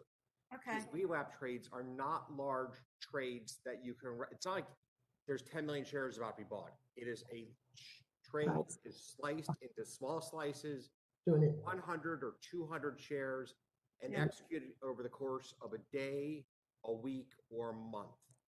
Well, help me out with this one. Does this increase cost, this kind of algorithm or whatever program to identify and trade, you know, the computer's doing the trading, does this increase cost for people who have pension and retirement funds, yes or no? So given that we, for example, manage money on behalf of pension. Oh, well, I really, because they're so timed, this is not out of disrespect. We just got a limited time. We use VWAP orders to execute on behalf of our hedge fund and have generated exceptional returns for pension plans and for endowments. So well, I'm going to help you out. I'm going to help you out, Mr. Griffin. In effect, some estimates indicate that as a result of the high frequency trading, though, pension and retirement accounts pay nearly $5 billion in a tax. This means that Wall Street firms like yours engaging in high frequency trades are actually making money at the expense of my residents' retirement funds. So one way to ensure that this enormous wealth generated on Wall Street actually reaches the real economy, y'all, you know, what's happening right here in our communities and in my district, is to enact and look at proposals like a financial transaction tax. And let me tell you, according to recent polling, the majority of Americans, all of you need to hear this, and it's going to grow, the majority of Americans support taxing Wall Street transactions. Taxing them at just 0.1% would actually raise $800 billion over 10 years, which could fund programs like helping my district expand healthcare, nutrition, public education. I heard my friend from Texas, who we all are praying all the families will be taken care of, talk about access to water and electricity. But guess what? Right now in my community is so poor that I have families melting snow so they can flush their toilets because they have no access to water. So this tax to me would discourage risky and high frequency trading, unfair high frequency trading. Mr. Griffin, does Citadel's lobbyist right now been hired to oppose federal proposals to financial transaction tax because it would make high frequency trading less profitable? So we firmly believe that a transaction tax will injure Americans hoping to save the retirement. I believe that Vanguard has publicly come out and said that we'd have to work about 2.5 years. Well, I want to make this, I'd like to finish my answer. I think it's important. Oh, no. I'm reclaiming my time. The Hong Kong stock market, Mr. Griffin, imposes 0.2% tax on transactions as a result and sees little high frequency trading. But this hasn't stopped the Hong Kong stock market from thriving or becoming the third largest in the world after New York and London. So just to be clear, let's not gaslight the American people. Y'all be fine with the tax.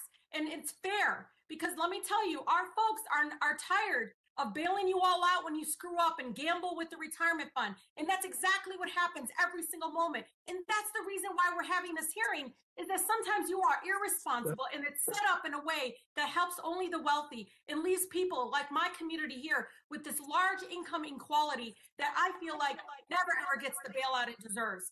Thank you so much. I yield.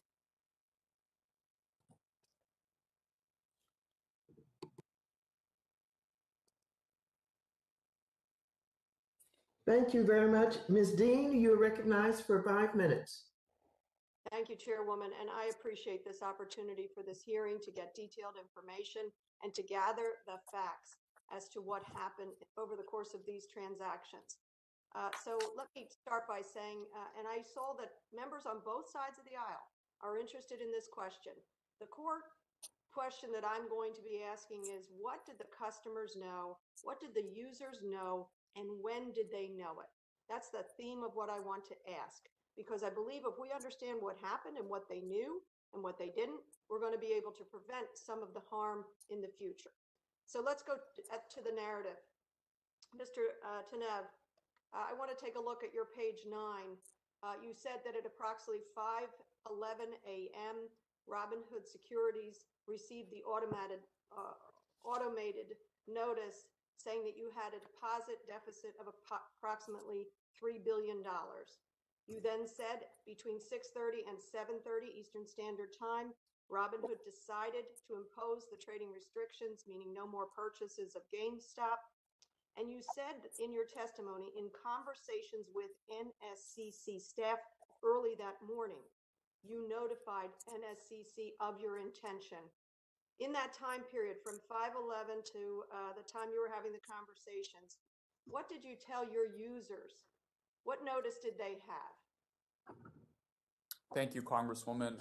I believe during that time period, shortly after the restrictions on purchasing of these relevant securities were made, we communicated to users, to our customers, that these securities would be restricted from purchasing.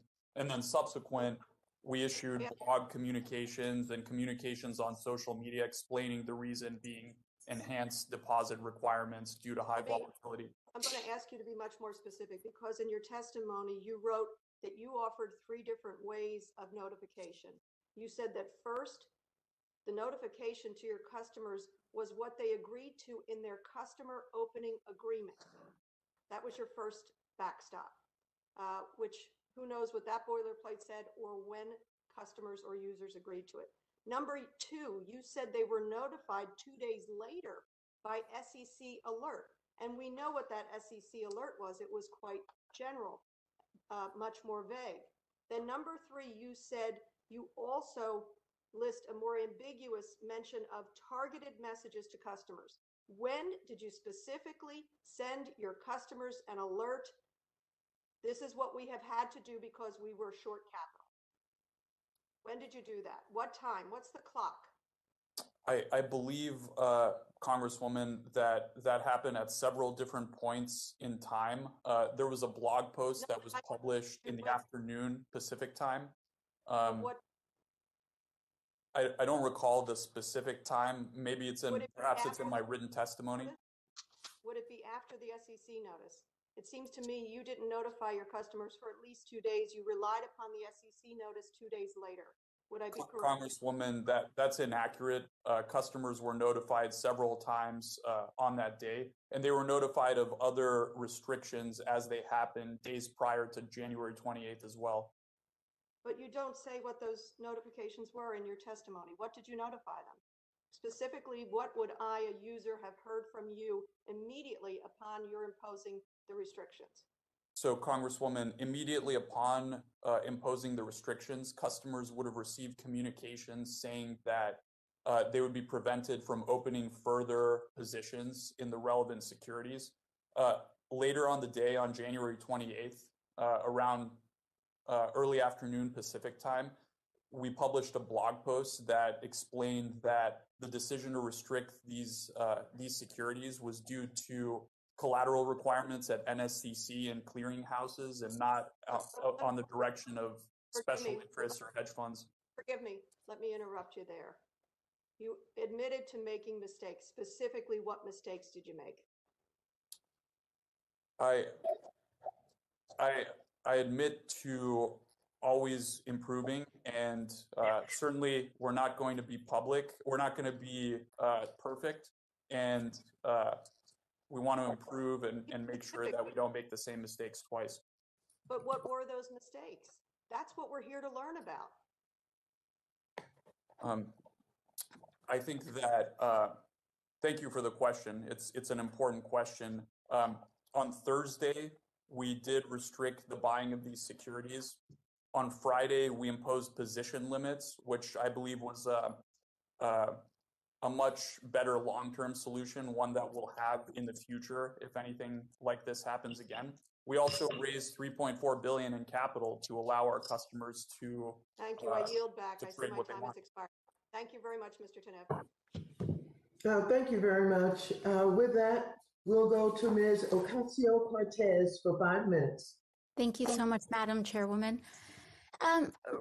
Mr. Tanev, Robinhood has engaged in a track record of outages, design failures, and most recently, what appears to be a failure to properly account for your own internal risk. You've previously tried to blame clearinghouses for your need and scrambled to raise some $3.4 billion in a matter of days, but you've also, blamed a lack of industry-wide real-time settlement, or rather a lack of that settlement of trades. But Robinhood's requirements for margin have long been far more lax than other brokers for a long time. With, in December, just a couple months ago, you bragged about having some of the most competitive rates in the industry. And this is evidenced by your recent decision to raise those requirements.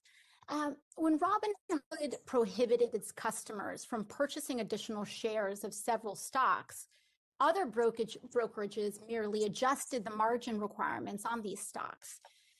So, Mr. Tanev, given Robinhood's track record, isn't it possible that the issue is not clearinghouses, but the fact that you simply didn't manage your own book, or failed to appropriately manage your own margin rules, or failed to manage your own internal risks? Thank you for this question, Congresswoman. Let me address the margin point, because I think this is an important one that has been under discussed. So in December, when we lowered our margin rates to 2.5%, one of the details that I think was missed is that most other brokerages have tiered margin rates where the wealthier customers pay much lower margin rates than lower net worth customers. So you'll have someone that has $10,000 paying 9 to 10% for margin, whereas someone with $1 million pays 2%. So our approach was give everyone a uniform rate so that wealthier customers are not advantaged with lower rates than lower income customers. And I think that's a unique approach in our industry and is representative. Thank you. I have to apologize. I have to reclaim my time for questioning. As many of my colleagues have also pointed out, Robinhood generates much of its revenue from the payment for order flow arrangements with market makers like Citadel, as well as Two Sigma and Virtue. And in 2016, the SEC highlighted ways that the payment for order flow created a, quote, potential conflict of interest with a broker's duty of best execution. And then one of the ideas that the commission floated in 2016 for addressing these conflicts of interest was to require that brokers pass on the proceeds of a payment for order flow. Now, earlier, one of my colleagues, Representative San Nicolas, said that Robinhood owes its customers a lot more than an apology. And I happen to agree with him. I believe that the decisions made by you and this company have harmed your customers. Mr. Tanev, would you be willing to commit today to voluntarily pass on the proceeds of the payment for order flow to Robinhood customers? Congresswoman, I appreciate that question. When the statement you refer to was made, I believe 2015 or 2016, it was before Robinhood forced the entire industry to drop commissions and replicate our business model, which made payment. So is that I should take that as a no? You're not willing to pass on the proceeds of payment for order flow to your customers? When the other brokers dropped, I'm just talking about today, right now. Payment for order flow, Congresswoman, allows for commission-free trading. In the context of trading commissions, it's a much larger source of revenue in the past than payment. Mr. Tanev, I apologize, and I don't want to be rude. I just have limited time. But if removing the revenues that you make from a payment for order flow would cause the removal of free commissions, doesn't that mean that trading on Robinhood isn't actually free to begin with? Because you're just hiding the cost in terms of potentially poor execution or the cost of lost rebates to your customers. So certainly, Congresswoman, Robinhood is a for-profit business and needs to generate some revenue to pay for the costs of running this business. people were initially skeptical that the model, even with payment for order flow, would work when you remove commissions. And I think we've proven that otherwise by making this the standard model by which brokerages operate now. I see. Okay, Mr. Tennant, I have to move on very quickly. I have a timeline question here for Mr. Plotkin. I see that earlier your testimony today was that hello. Earlier, your testimony today was that Melvin Capital had not engaged in. Sorry, Madam Chairwoman. I'm sorry. I think you're not muted. Sorry about that. Mr. Plotkin, earlier today, you mentioned that Melvin Capital had not engaged in a naked short of GameStop, and Melvin closed out its position on GME on the 26th, correct? I'm sorry. The gentle lady's time has expired. But we have to go to Mr. Auchincloss for 5 minutes. Thank you, Madam Chair. And I want to thank our panel for being with us through a very substantive and long afternoon. I think I might be a welcome face for them because as the most junior member, I'm the last one to ask questions here. And I want to talk with Mr. Tenev about options.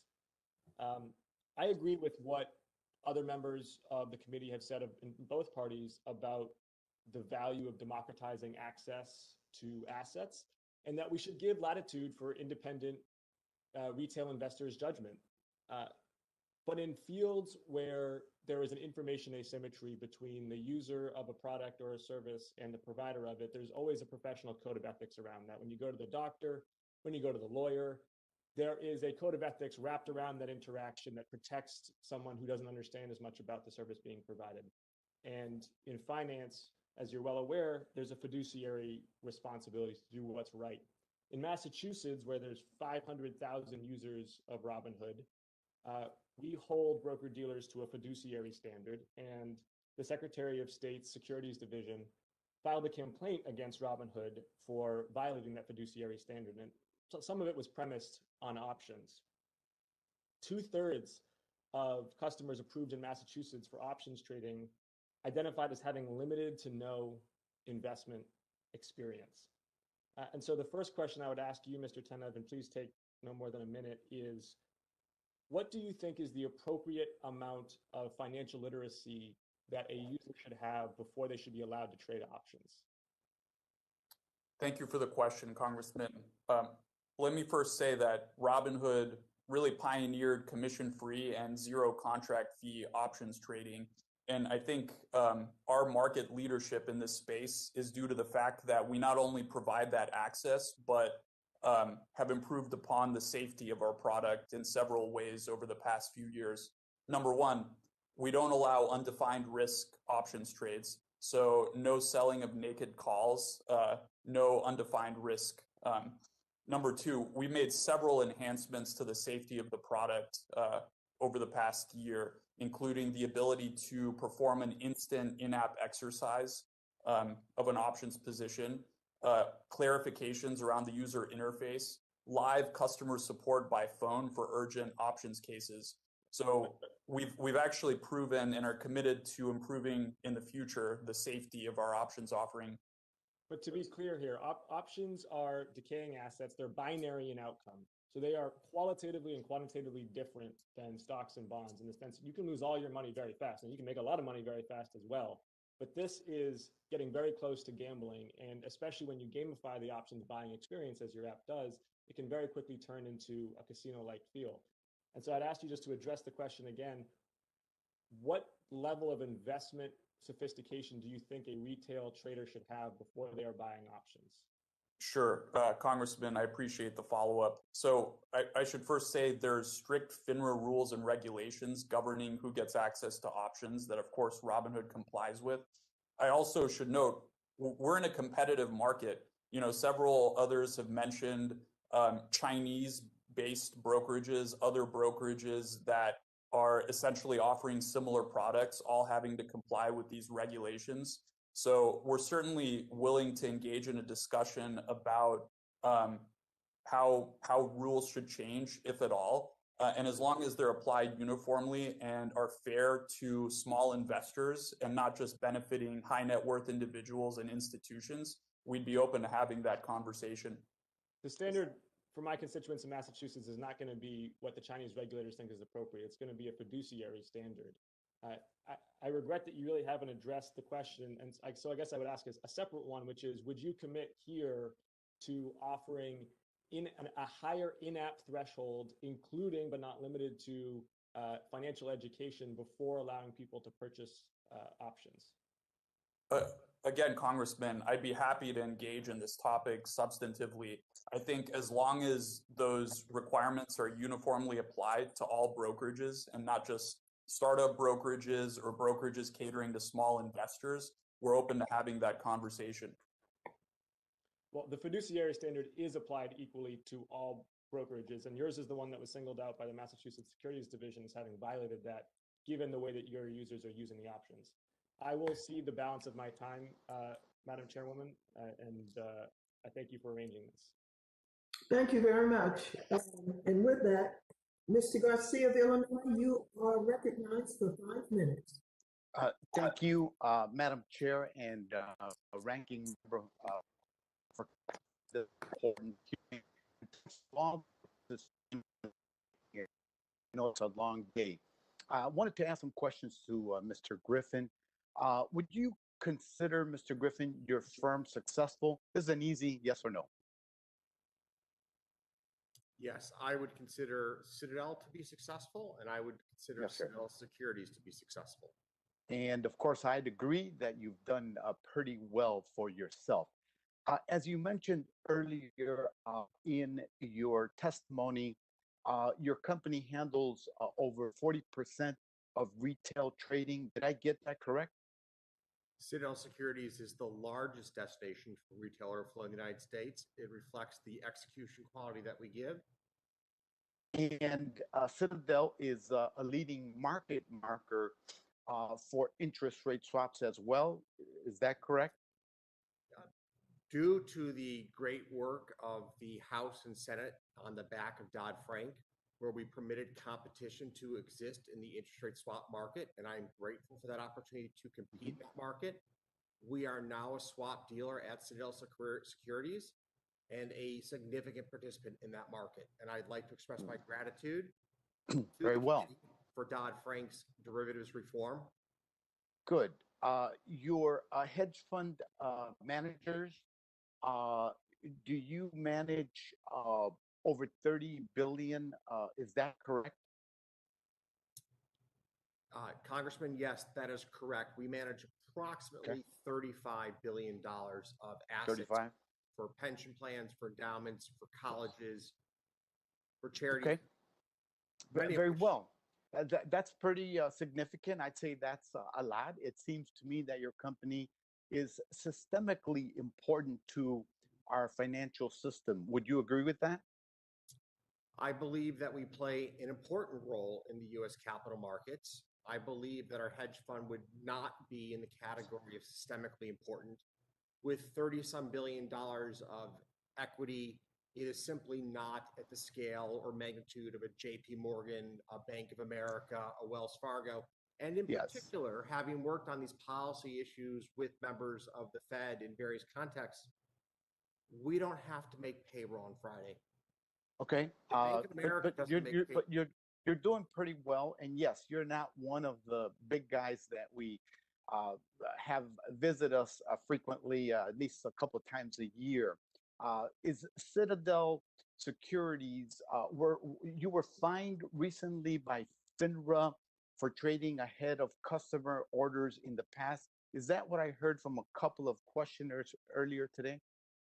I believe this was brought up earlier, that we paid a fine to FINRA for trading ahead in the OTC market back in the, let's say, roughly 2012 through 2014.